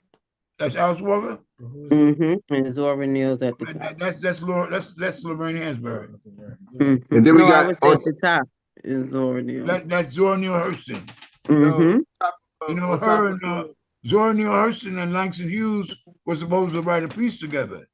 Did you know that? That would have been amazing. I have heard, and you might have shared that with me before too. But Langston was soft, and he was afraid Mm. of Zora Neale. Zora Neale, Oh. Zora Neale was a rough sister, and she liked Langston because Langston was a fine brother, but he ran away from Zora. Zora scared Langston to death, and they never got that piece done. Mm. Somebody tried to tell me Langston was gay. I don't. Oh Whatever. God. It doesn't listen. All I know is that every poem he wrote about women gave women respect, Mm-hmm. and he never said it. There was no indication that he did not like women. So Wow. I leave it at that. I agree. I haven't heard any different. And Gwendolyn Brooks, there's a piece that she did that was she did it in the 50s. It's called "We Real Cool," and it was We about real cool. kids that dropped out of high school. And I said we wish I had met her. I really wish I could have in she her she lifetime. she and Oscar Brown Jr. opened for the Last Poets at Mm. Kennedy King College in Chicago. And so I had a Mm. chance to see her, meet her. We didn't have a long conversation, but as far as I'm concerned, she was the mother of poetry. I definitely feel she is an unsung, literary great. The only other person I would put over her is, of course, Phyllis Wheatley, because Phyllis lived in the 1800s. Phyllis was a slave, and they sent Phyllis Wheatley to England to do poetry to get the Mm-hmm. English to take the foot off of America's neck so America could be independent. Now, she's a slave that they send to to win freedom for a country that had her in chains. Now, you told me how much sense that makes. The irony. Much like, well, the Statue of Liberty. Well, the real one, I should say. The original. No, we're never going to see the Much original. like that. All right, let's see your poem, baby. Okay. Let's see what I came up. Okay. This is an old one. Mm. We all know that we connect God is love, correct? So that was the angle I came from with my piece. I'm in love and I'm in love with you. And some say that it is wrong. But every moment of every day, my feelings towards you, they continue to grow strong. So I woke up today. And when I woke up, I realized that again, I was in love. I woke up today and realized that I was in love, but before I wasn't sure. But now it is a feeling that I'm very much certain of. Every day it's not blissful, and I know that is not your desire for me, but in fact, it is on those days that I find endless ways that you inspire me because there's so much inside that is required of me. I never knew, I never knew this love that you had for me was like this, though it is funny to me how it always exists, like you were always in my corner, somehow standing there while I was just simply being unaware, unabsorbed, ignoring that you were there. But deep down, I think that I could really feel it was like I felt this stare into my soul because when we connect anytime, always, like everywhere. Each day, this love, it just amazes me. It's so often crazy to me, like, you know, how do you, the great you, stay in love with someone in many phases of me? I'm not finished. I just didn't turn the page. It's a whole book. You know, How you captivate me is like the breakthrough, and then you break through and somehow saturate me, seeping through and penetrating through the best of me. You're still infatuated with me. Sometimes it doesn't make sense because of mistakes. And when I leave, I often leave without you, forgetting that sometimes my leader, maybe it's you. I might try another way. Sometimes I get scared and submit to other things and get sacred and forget to obey. But like your love, it is always there. It's there to say that these things will be okay, just as it was yesterday and it shall be forever tomorrow and today. Those things of my life, they no longer distract me like I find myself now and sometimes turned away from the things that used to attract me because in this love with you, it is like it feels right, like it's complete and just exactly. Those things that used to occupy my mind are no longer worthy of me or even my time. Sometimes I just sit back and I just think about, damn, I just watch how beautiful that you are. I admire your presence, whether it's near or far. I remind myself that constantly how these things that you do, and I find myself in constantly in awe of you. which just gives me pleasure to just cherish and be in honor with you, to sing, hear the things that you say back to me like beneath the trees, embracing each note within the breeze. It's like your love is just calm and free. It's always exciting. Your love is real and it's enticing to me. This love has always been true, and sometimes it's surprising, but you never misuse or even try to abuse the things of me that I share. Like opening up from my heart, the love who is always honest, sincere from the start. You never accept less than all of me because you always expect the best from me, and that is why you seep into my spirit to teach me, not to just impress me. Yes, today, when I woke up, I was in love with you, and for so long, I was always in search of. But today, I found it within, because within it was there that I saw what was sent from above, no longer questioning my yesterdays, because I was certain of my yes today, that every day I wake up in this love with you, and I'm anxious to fulfill whatever it is that I'm called and sent here to do, because today I chose to get me, and you chose to be with me still and just hold me close. Maybe the company, I suppose, who knows? But this love between the two of us just continues to grow and we'll grow together. And the only thing I can do is try to promise to continue to grow with you as you see me today, always, and forever. Ooh, you know what? Love letter to you. You know, Mokai, you always come in with your delivery because you deliver stuff so casual and so nonchalant, like it doesn't have any real. You don't give it the emphasis. You don't give it that. You don't. You just. It's like you're walking in the park and you're just doing it real, just casual. It's a nice day. I take a walk through the park and I'll say hello to my friends and how you doing? And it's just but you always have that's a love poem to God. That's exactly what it is. I mean, a love letter. A love letter to God. That's crazy, Mo. I mean, and you know what? My mother used to always say to me, she says, each one of us must have a personal relationship with God. Right. You can't have a personal relationship with God any greater than a love letter to God. You just described that personal. You didn't talk about God and other people. It was God and you. He's your lover. I mean, Mo, I'm constantly impressed, and because you're saying stuff that has a lot of merit, but you say it like it's just a pebble in the water. You know, and you're creating waves, but you just throw it in the water like you got little ripples here and there, and these are almost like tidal waves. I mean, I don't know. Maybe it's just me. I don't know if anybody feels that same way, but that's how I see it. I love her love relationship with God. It was I felt love in everything she said, and even the tone and sound of her voice. It's the way I think I would sound or a woman sounds when she's in love, absolutely in love. And I felt it all.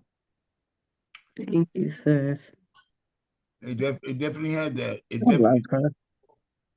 Anybody else want to speak on this? Because that's how I felt. The same what you just described. It sounded like a woman in love, for real. Yes. And it was done softly, like there was a pillow under her tongue.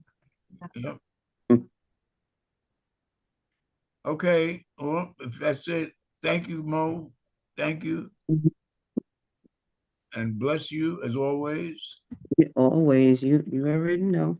I will be providing my update with you when we offline from the last time that I called you. We're gonna keep it moving because we're running. The poetic with the bridge behind you. Is that the George Washington Bridge behind you? It's whatever bridge Zoom put there. Please forgive me for not knowing. Hello, everyone. Hello. Golden Gate. Where you at, baby? Yeah, I think it's the Golden Gate, right? Yeah, I believe it is. Are you in California? I am not. I'm currently in Florida, Ocala specifically, on my way to Tampa tonight. Where are you now? I'm in Ocala, Florida. but I'm based out of Tampa/Clearwater. Oh, you live in Tampa, okay. You've got it. You've got it. I have a little something here for you all. This Okay. one is one of the ones that for whatever reason, I haven't committed it to memory. So maybe after tonight, I will. I typically don't read. So yeah, I hope you all enjoy. Okay. Hope you enjoy. Have it here for you. And this one I've titled Man of Steel. Okay. All right. So weird to read for me. I never do this. Maybe it's necessary today. Apparently, I've lost the poem. Give me just a second.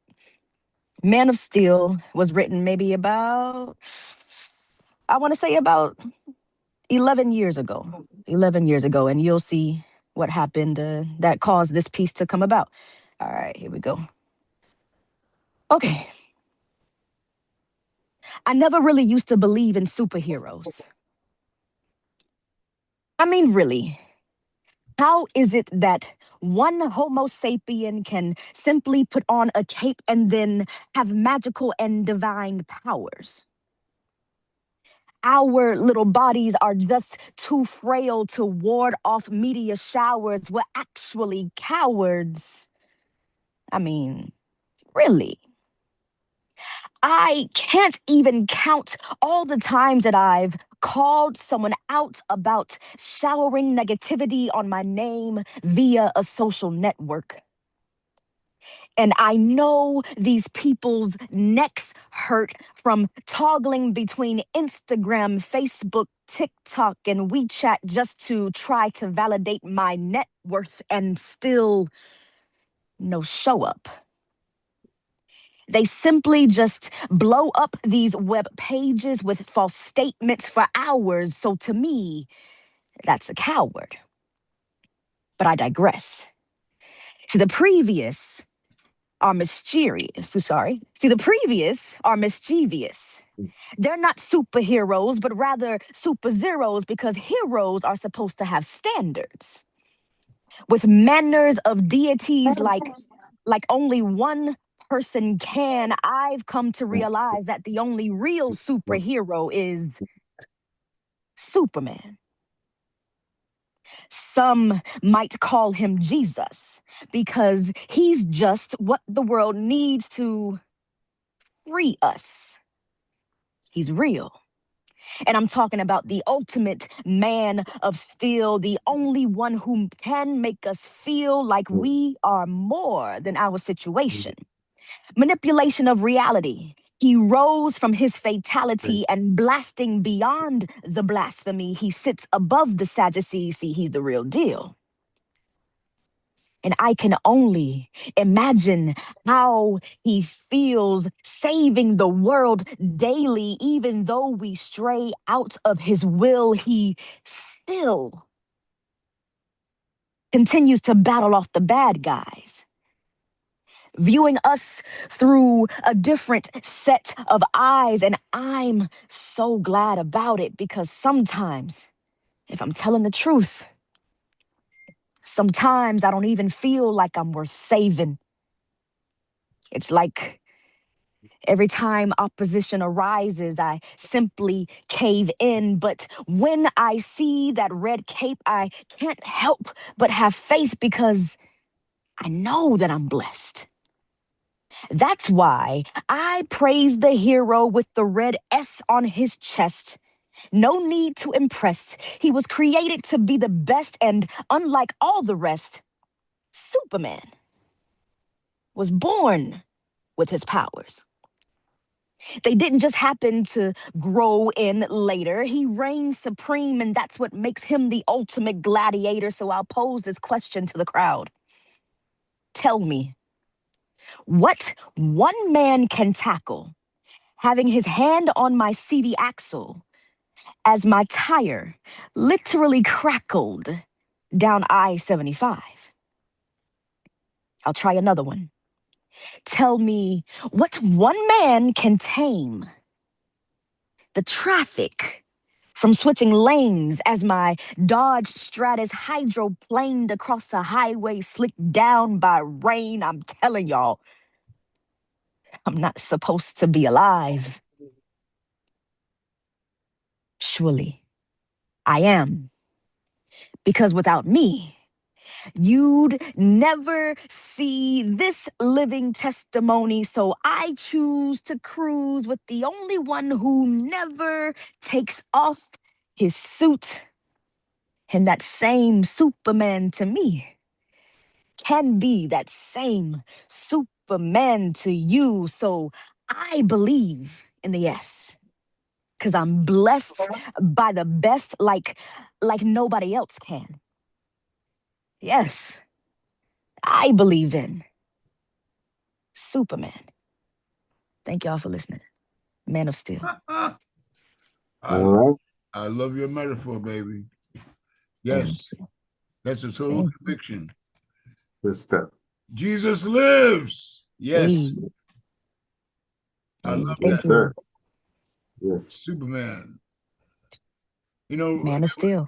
I forget, I think it was George Bernard Shaw, somebody could correct me if I'm wrong, wrote God versus Superman. There's in a book called God versus Superman. Yeah, I think I've heard of this one. Yeah, George, I think George Bernard Shaw is the author of that. And your book just simply broke it down. I mean, your poem broke it down to make it clear that God is Superman. Mm. You know, yeah. And it's crazy because we were given these images once again to just reinforce the deity's worship to look like them.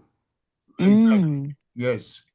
And we need to be mindful of the fact that, you know, we have, and everything that we manifest that lives outside of us is in us. And we have to recognize that too, because it's like, I was talking to my son earlier today.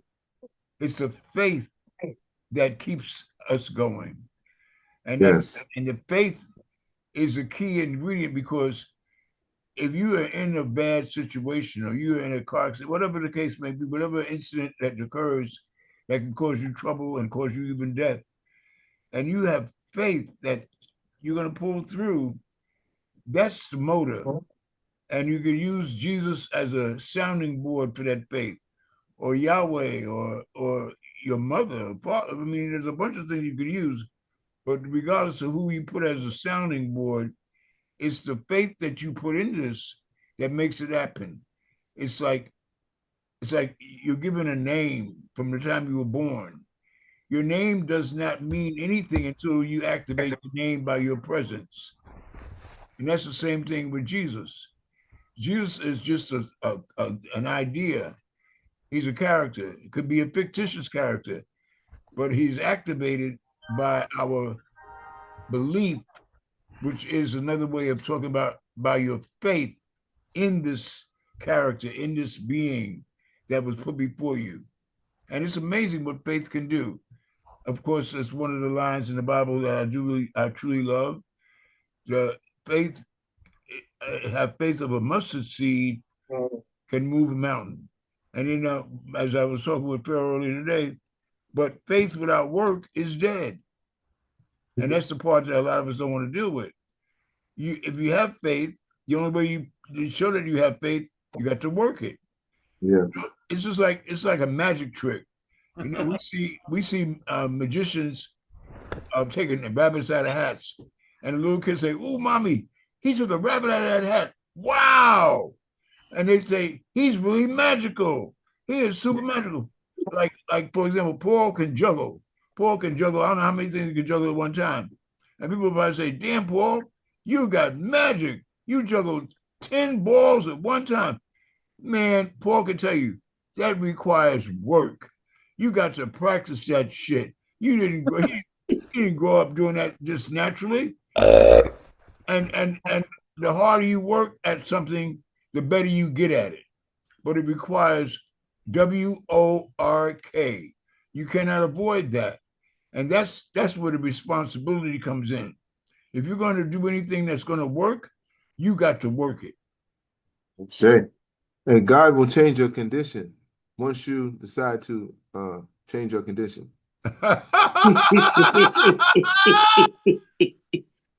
Did you hear that? God will change your condition once you decide Look it up. to change your condition. Gotta be moving. You have to activate that faith, baby. I should. All right, we're gonna get. I just want to say. No, I was juggling at 3 years old. No, I just want to say that. I just want to say that we all saw the Superman movies and of him flying down, saving the car, going off the cliff. Right. So I thought it was really great that you didn't make those up. You had your own life experiences where you wondered, did the Man of Steel fly in and not have you go off, not go into the bridge, not be whatever it is. And so it was very, we talk about everyone tries to have imagery in their pieces or tries to have somebody see something, but those were all real. I mean, they were real because they were yours. And then you tapped us into, I've seen Superman fly down and do that. And then we're making the connection that, well, is that Superman or is that what you want to call God or who came in? And so I thought that was, well done in terms of that. Thank you. Thank you, Mr. Paul. Very good point. I appreciate. Hey, I just wanted to say this real quick. A lot of the superhero images that we've come to learn, many of them come from African created deities. Yes, I don't know if you know that. Yeah, like Shango, Superman. Right. There's so many of them. With whatever their trait is, it directly correlates with a deity. Because like for example, the Yoruba religion, a lot of the deities deal with some type of nature, dealing with nature on some aspect. So whatever that power is, and so it's really amazing. And I just want to say this last thing: religion was created to answer two things: man's connection to nature and man's connection to the stars. That's the purpose of religion, to answer that. So everything else is whatever, but the origin of religion from a spiritual perspective is to answer those things. Man's connection to what man didn't create. This river was here, tree was here, that sky was there, that sun was there, those stars were there, without me having anything to do with it. How am I connected to that? Exactly. Well, this is the story, and that's how religion is created. I love it. Yeah, that's the lesson. That's a beautiful lesson. Yes. Because there has to be a rationale for everything that is created. And that is the rationale for that. Absolutely. Yeah. Naeem, I see you on board, brother. Looks like a picture. Can you hear us? You gotta unmute. Peace, Baba Doom. I absolutely could hear you. Hey, man. How you doing? Reporting live and direct from the Whole Foods cashier line. Okay. Say hi, baby. Peace, Baba Doom. There's your wife. I love it. It's good to see y'all. Where those kids of yours? We talking about divinity today, right? See. I got one about divinity and kids. Okay. My kids is adults now though. But I know they are. And you got a monster crop there, brother. Absolutely. I'm loving what I'm hearing. Man. I'm loving it. It's your time to share, baby. Go ahead. Okay, I got one right now. I said, our Father gave me the honor to be the Father too, the one that rise and shine in my mind, the image that I view. Divine Son, who's a father to who I'ma become tomorrow. If you got kids or not, you the father to what you got. Get it? Being a father is a balance. While that helicopter style will weaken your child, the uninvolved parent's absence will have them so out of control. You know you gotta be there, but still give them room to grow. To an independent adult who's not still dependent on the parents, you actually failed to the degree your kids don't take you for granted. Because they used to things you never had when you was a child. It's harder for them not to view a gift horse through the mouth. You know the saying, don't give them the things you never had. Show them how to get it themselves to be a better dad. Don't give them fish, teach them how to fish. To follow through and reach a goal, not just how to wish. See, in America, it's unfair, but take notes. Being a father is synonymous with a scapegoat. When they do wrong, people say you taught them to move wrong. But if they slow to move on, say it's because you was too strong. At the end of the day, different kids in the same house with the same parents and the same food in their mouth and the same schedule end up taking different routes. And some are even worse when they with their parents than when without. Some of your kids grow stronger when the father is missing. Most of those I know who grew up having a father dismiss him and take him for granted. My dad being absent saved me from seeing them drunk, pissy, and wasted, groggy face getting blasted, or how he would have acted when the violence ensues and the ones closest to become the ones he abused. See, all that I knew was not having a father there physical, miserable, staring at the door, waiting for him to come back, living through a sense of what's missing. You could feel fatherless and more distant, or could get in touch with our father who never left. Let your lack of something physical stack up in your spiritual. We don't need a physical presence to see the gift in you. I'm glad I got to visit and forgive him too for not being there for me. When he was alive, we got to talk before he died, sent letters back and forth on an audio cassette that I thought was lost. So when he passed on to find his last message was mad strong. Words from the beyond that I sampled in a song that got me a deal with Def Jam when I performed. They say your ancestors guide the way and give you signs you could notice, help you find your way. Most of us know an ancestor is one born before, but inside your dictionary, the definitions are more. An ancestor is also a prototype, the image of something to be before it go to light. See, before it grow to life. Verse before the poet writes and recites it over mic. See, like you know your father born before you yourself, but you yourself are father to your future self. That version of you will remember you as a child, remembers a father. Your past fathered who you is now.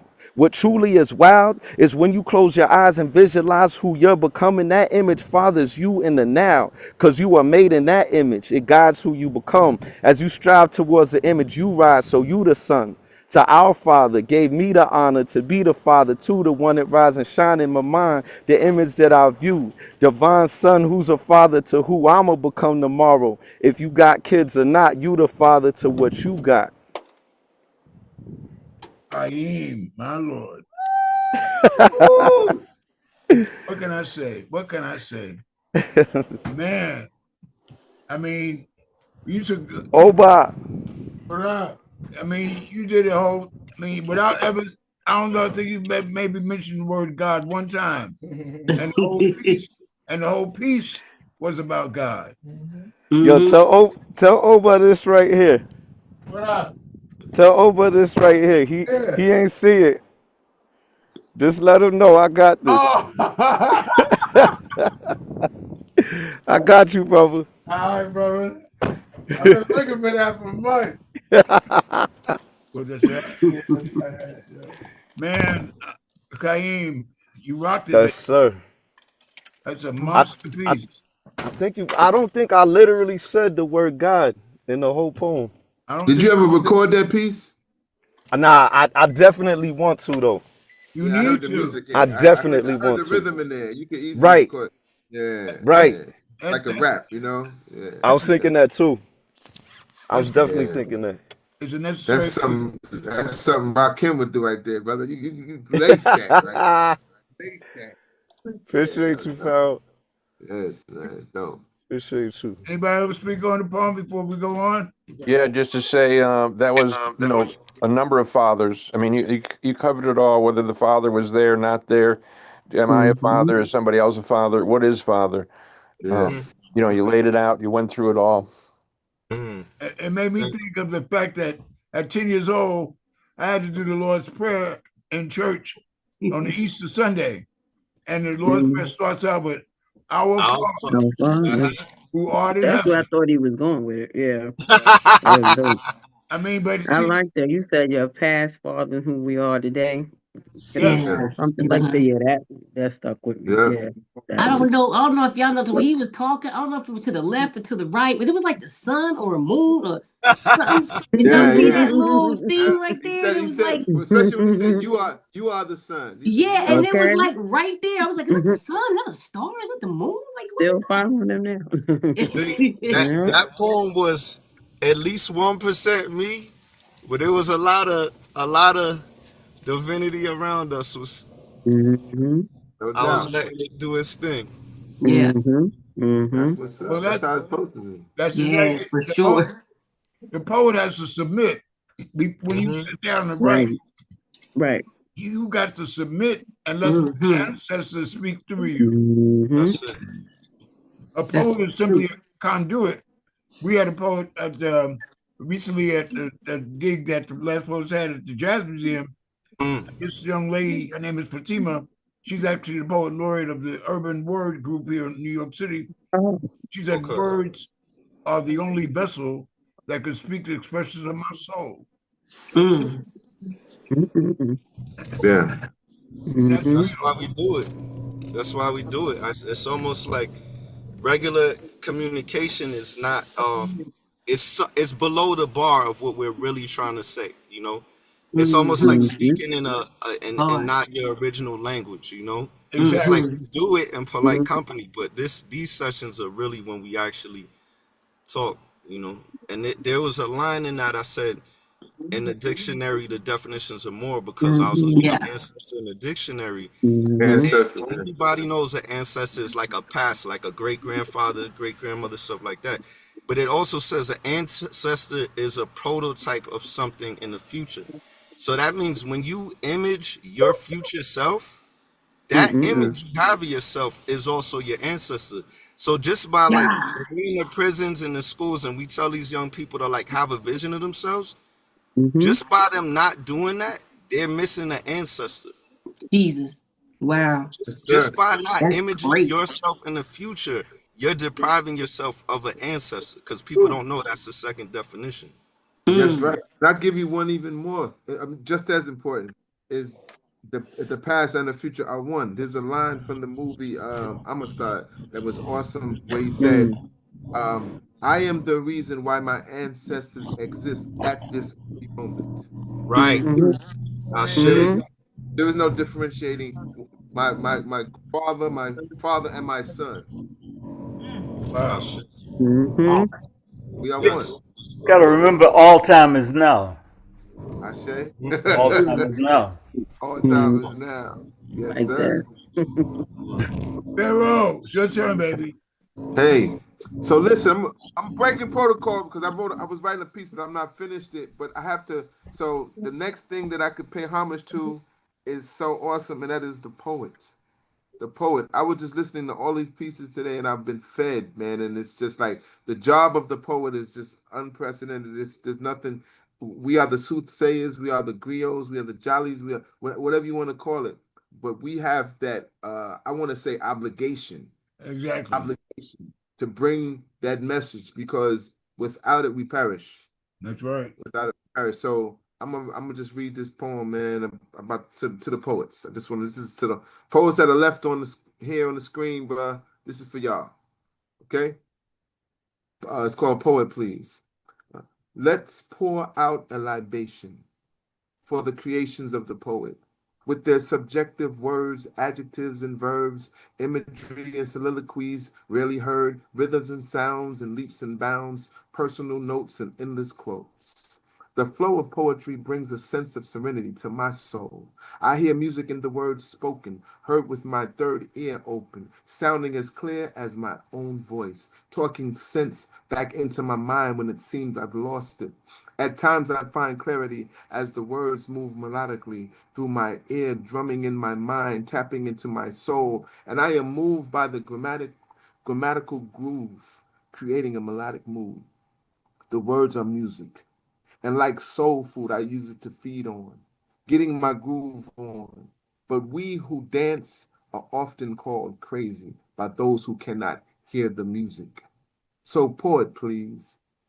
Pour the wine, pour the libation for those who laid the foundation before. Let us pour it, please. Pour some for the poetry, that tree which provides shelter and shade and fruit from its branches, feeding us with answers. The poetry. Let us pour it, please, as the words are water. We pour onto the tree to sustain it as it sustains us. And the poetry is for the poor who need more than just dictation of what and what not to do through fallible stories. We need parables of glory to make us think for ourselves. Those words nurture our mental health and inspire spiritual wealth and ignite our imagination. Let us pour a libation for the poet with words of brilliance from yesterday, tomorrow, and this very hour. Words are power. So let us pour it, please. Pour out a little rum for those who use the pen as their drum, from Paul Lawrence to Langston, from Audre Lorde to Gwendolyn. Pour it, please, for Phyllis Wheatley and Lucy Terry, for Maya, Margaret, and Marie Evans, for Amiri and Gil, still spitting gems from heaven. Pour it, please, even for those who are still on the grind, like Sonia, well, no longer Nikki, and the last poets of our time. And we find this masterful art to be an integral part of humanity, like the roots of a poetry connecting we, the people. Poetry has touched and inspired me. Poetry has taken me higher so I can see things from a different view. When the word hits, my soul sits right there in the pew, digesting the sermon, constantly learning and yearning to be enlightened once again. When I listen to the wordsmiths with the gift of the pen, or even spoken off the top with metaphors dropped in the verse with no need to curse, cause the vocabulary is extensive like Rakim, one of them poetic rappers who perfected the blending of rap and poetry, which has a history of flowing naturally, as the relation has always been. The art transcends the titles given, from rapper to rhymer to lyricist to cultural journalist or wordsmith, from griot to muse to ghetto stenographer, preacher or prophet or lyrical videographer. The poet is everything, from soothsayer to the slick word player, and even the love song writers who set it up for the baby waymakers. However we choose to define the poet, just know it. It's a craft mastered from watching and listening and sometimes questioning the actions of birds and bees, humans and trees, or the fall of rain or a warm summer breeze. So let every living thing that has breath give praise to the poet, please. Whoa, Pharaoh. Ashe. I don't remember. I think I must have heard it, but it sounded brand new today. Yeah, well, it was. That touched my soul. It was. That was. Wow. The ghetto stenographer. I love it. Man, that's a masterful piece, man. That's a masterful piece. Well, there was mastery going on today, from Paul to Ngoma to everybody on there, everybody. man. I mean, Jamila and Chanel and Cillian. I mean, we just these moments. Rain, man, everybody. My God, Rain. I mean, these moments are just special, and I'm just like you said, the food that we get from this is enough to feed you for at least until next month. I mean, it's the food is truly nutritious and fulfilling. I mean, you don't leave here wanting to have a sandwich after this, you know? Yeah. Right. Right. You know, and I truly just appreciate you all so much, because poetry to me is my life. I never dreamed that I would be a part of the vanguard of poetry. I thought I was going to be a doctor. I'd watched a lot of Ben Casey and Dr. Kildare on TV, and I wanted to be like Ben Casey. I wanted to be a neurosurgeon, and I become a surgeon of another kind. I become a surgeon with words. That's right. That's right. And I truly relish what I do, because it brings a personal satisfaction to me. And plus, people are constantly stopping me on the street even to speak about how much I bless them. And I just want to say that every time someone says that to me, I have to return the favor, because they bless me. Your profession only works when it can do something for someone else. And if I've done something that touches you, you acknowledge that you have touched me. It's like you turn me on, I turn you on. You turn me on, I turn you on. It's a circle. You can't, if I'm turning you on and I'm not being turned on by you, something's wrong with that. I am turned on by the compliments I receive. It inspires me to want to do more. It's like, you come to my house and you ate some of my salmon croquettes and you like them. Well, the next time you come, I want to give you some more. That's right. So it's like it's a complete cycle, and you all are so. I mean, this is a family that we want to always have. People who can actually embrace the language and share it in a way that could be a complete divine experience. And this is what we had today. Yeah, this is our church. This is our spiritual outlet. This is a bunch of stuff that we need. And there is a need. And I appreciate the fact that you have fulfilled that need. Thank you, thank you, thank you, everybody. Yeah, it's like everybody wanted the poetry. Yes, man, everybody wanted the poetry. The poetry is like, the baobab tree is kind of considered to be the tree in Africa. Because from the baobab tree, you can get bread, you get a lot of stuff. But the poetry surpasses that even. That's right. It deals with the emotion, the spiritual aspect. It deals with the whole inner and outer of a existence of a human being. And that's vital. There's nothing that can deal with. So we could change the word from Poetry to Poetree. Poetry. Yep. That's right. And when you consider, all the definitions, that's another thing that poets can do. We have the right to recreate the language because all the time. and we've done that. Yes, we have. And we continue to do that. And I'm just grateful that you guys are not afraid and that you have embraced the language to the point where we own it. I mean, and really, it's all about sounds. So these are the sounds that they force us to learn how to use, to define. We had other sounds. We used to speak another language, but they said you can't speak that over here. So we had to Africanize what they gave us. We were not going to stop being African. We just weren't going to be able to speak a language that was actually created in Africa. So this language was supposedly created in England or whatever. So we said, okay, so we're going to take words like bad. We say, you know what? I like the sound of bad. I think I'll make bad good. I like the sound of dope. I think I'll make dope wonderful. Oh, I enjoy stupid. Stupid is fun too. So and retarded. Like, how do we do that? Yeah, so we've taken the words that they had defined as negative and we flipped it and made it positive. Yeah. And we did that with the music as well. The bomb, right? Right. Man, he was like, what did so-and-so do at the gig the other night? Man, he was killing. Oh, did the EMS come? Right. Yeah, the EMS was there. Yeah. They were there to enjoy his illing. Yeah, that's right. I mean, because that's what we do. Man, that's what we do. Man, that was a sick concert. What? Everybody got sick? Yeah, they got sick. Yeah, they were sick of bullshit, and they enjoyed the love.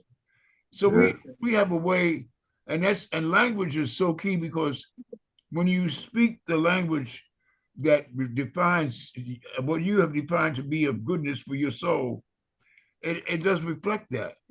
And it's really about the sound. It's not the word. The words are irrelevant if you have the right sound. The people I always call poets beyond us are the jazz musicians because they don't use any words. Their whole thing is sound. You just listen to John Coltrane. You're not going to get just a poem. You're going to get a sonnet. You're going to get an epic because you can take the sounds that he's playing and you can see images all over the place. You can feel, you can taste, you can smell, because his sound takes you there. You could even give you props. We just saw the Michael Jackson movie, but Michael, I'm sure he got this from James. There's many songs by James Brown and Michael Jackson where they have the noises in the background, and of course a good engineer would want to delete that out. No, that's part of the recording. Leave that in there. All of that, all of those extra sounds, all that extra feeling, that's just as important as the words. Exactly. I think Eddie Murphy said we didn't know half the stuff James Brown was saying, but it was the feeling, baby. That's right. It's about the feeling, and if you can tap onto the feeling, then you got us, because that's what moves us. Yeah. You always take a word and mess with it in our brains, but the feeling you can't deny. And then Pops, Louis Armstrong and Ella, they created the scatting. Mm-hmm. Yeah, right. Yeah, you see, and that was based on once again sound, but it was sound and rhythm to the music that was being played. So the words they were the sheet the lyrics of the words. The song was EBGBs, and what happened? But the sheet music that he was singing from, it fell onto the floor. And at that time, when they had recording systems, they didn't have to push a button to start it over again. Everything was done manually. So the producer evidently he didn't want to lose any money, so he told Louis to continue. And Louis couldn't read the words, so he started scatting. And that gave birth to another sound. And there's no words, but at the same time, if you hear scatting, if you listen to or listen to Sarah, listen to any of the scat artists, and you can understand what they're saying because of the feeling that they put into the scat. Yes. We got a young one, and I'm so happy and proud. We have a young sister who is a real student of the game. Her name is Samara Joy. If you don't know check her out. Samara Joy is a blessing. She is a throwback for She's real. old school, man. She's old school. She is ain't even 30. She's not even 30 years old. She's an ancestor reborn. That's all. She was here before, and she's come to make that connection. I've seen her. Samara Joy is something special. Yes. But you know what? Once we put this stuff out here, it doesn't go away. It's gonna be here. It's gonna be here. Everybody feeds off of it. If you watch the sports shows now, they use all of our colloquial expressions. I mean, they can't. There's no way you can commentate a sports show without using our expressions. It's just what it is because we're watching rhythm, we're watching all of this stuff. I mean, that's So yeah, we see it all the time. Yeah. Listen, y'all. Another blessed Sunday. I want everybody to be blessed, have a productive week, and do something good for yourself. Anytime you do something good for others, you're doing something good for yourself. And treat yourself kindly, and recognize that yes, chaos is in the house. We know that. We have a character that loves chaos. He loves madness.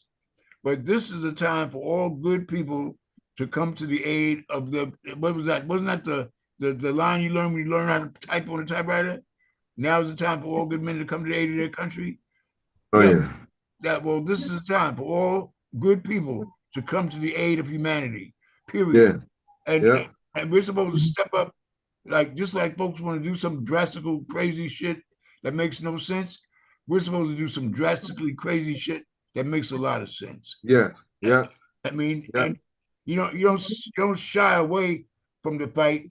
You jump in there and you fight with weapons that you know you can win with. Yeah. Any teachers on this call, when they say you are not allowed to teach African American history or American history, or Mexican history or whatever, that's your challenge as a teacher. And it's not to say you just buck the system, but get creative and still do what I'm doing it every day because I'm in Texas. They really don't want us to teach nothing. But I'm not a teacher. I'm a consultant. But they still watching everything we do. Absolutely. So I'm giving them codes. I'm circumventing because I'll be damned if I don't teach my kids about the history, And then I don't see nobody at the door. We going in. I'm talking everything. And this is what the rappers need to be held responsible. And they need to rap about something other than bubblegum and bullshit. Yeah, we need it. We got inventors, we got contributors to humanity on a lot of levels. We have done things that a lot of folks have no clue. And the rappers can put that in their little rap and give us some information. A brother named James Dorsey who invented a goddamn doorknob. I would like to hear it in a rap. You know what I'm saying? I mean, so much. A sister named Virginia Gray, I believe, invented a GPS. Come on. I mean, there's a whole bunch of raps you can talk about. You're getting lost because you don't know where the fuck you're going. And you can rap that shit as much as you want to, and you give that sister credit. I mean, another sister invented a laser to get rid of cataracts on your eyes. Come on. There's a whole bunch of stuff that we've done. Nobody has a clue. We have made a contribution to humanity. And the rap, and you can, don't take away the funk. We like the funk. I love the funk. Don't take away your sassiness, and just give me some information that I can use. And the Moors taught white people how to bathe. Huh? But Moors taught white people how to bathe. Yeah, well, absolutely. they taught them the white folks over there how to bathe because there was Yeah. other white folks from there, the I mean, Romans. there's a whole lot that needs to be that's shared. Yeah. We are Baba, people, we are empires. Mali, Ghana, Songhai, the first. Baba Doom.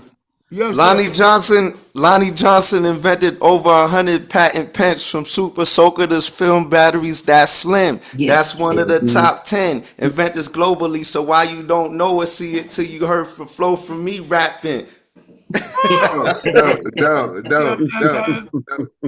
Kaim, you got to do an album so that we'll to have a physical example of what we're talking about. Because you know, I totally agree with you because power of example is the most moving force. And once it's just like when Odell Beckham made that one-handed catch, you ain't never gonna watch a football game. I don't care if it's college or pros, where a brother is not gonna make a one-handed catch. They say, oh, like he's the only one that can make a one-handed catch. Watch this. Yeah. So much. So we need to have brothers like you record and myself. I mean, I include myself and my son Pharaoh and a lot. But we need to put out a recording to give people an example of what they can do. Yes. But a lot of folks are stuck. They're stuck in the middle of bullshit right now, and they don't even know how to get out. And yeah, because information. You can get out of that crap. You have to stay there. Mm-hmm. And then they got these production managers that say, "Oh, it's okay to say motherfucker and nigga a couple times." People like that. Yeah, but don't talk about history. Don't. Yeah, right. Right. Yeah. You cuss all day, but don't mention that. Don't talk about Mali Empire. Don't talk about that. You know, and it's like, let's be honest. We all like Michael Jordan, and we all love Venus and Serena. Venus and Serena changed tennis. Michael Jordan was a monster basketball player. But check out both in cases, they were both cowards because neither one of them ever spoke about social injustice. Michael stayed away from that, and so did Venus and Serena. You're never going to see a clip where they said anything about George Floyd or Breonna Taylor or Trayvon Martin, and Michael stayed clear. Michael had kids killing themselves in Cabrini Green projects over his goddamn sneakers. And I spoke to the principal, and I spoke to the captain, who didn't realize that there was a sneaker culture going on, because he told the principal at the school, every time we find one of these kids dead, they don't have no sneakers on. And I'm saying, this guy works in Cabrini Green, and he don't realize that there's a damn sneaker culture going on.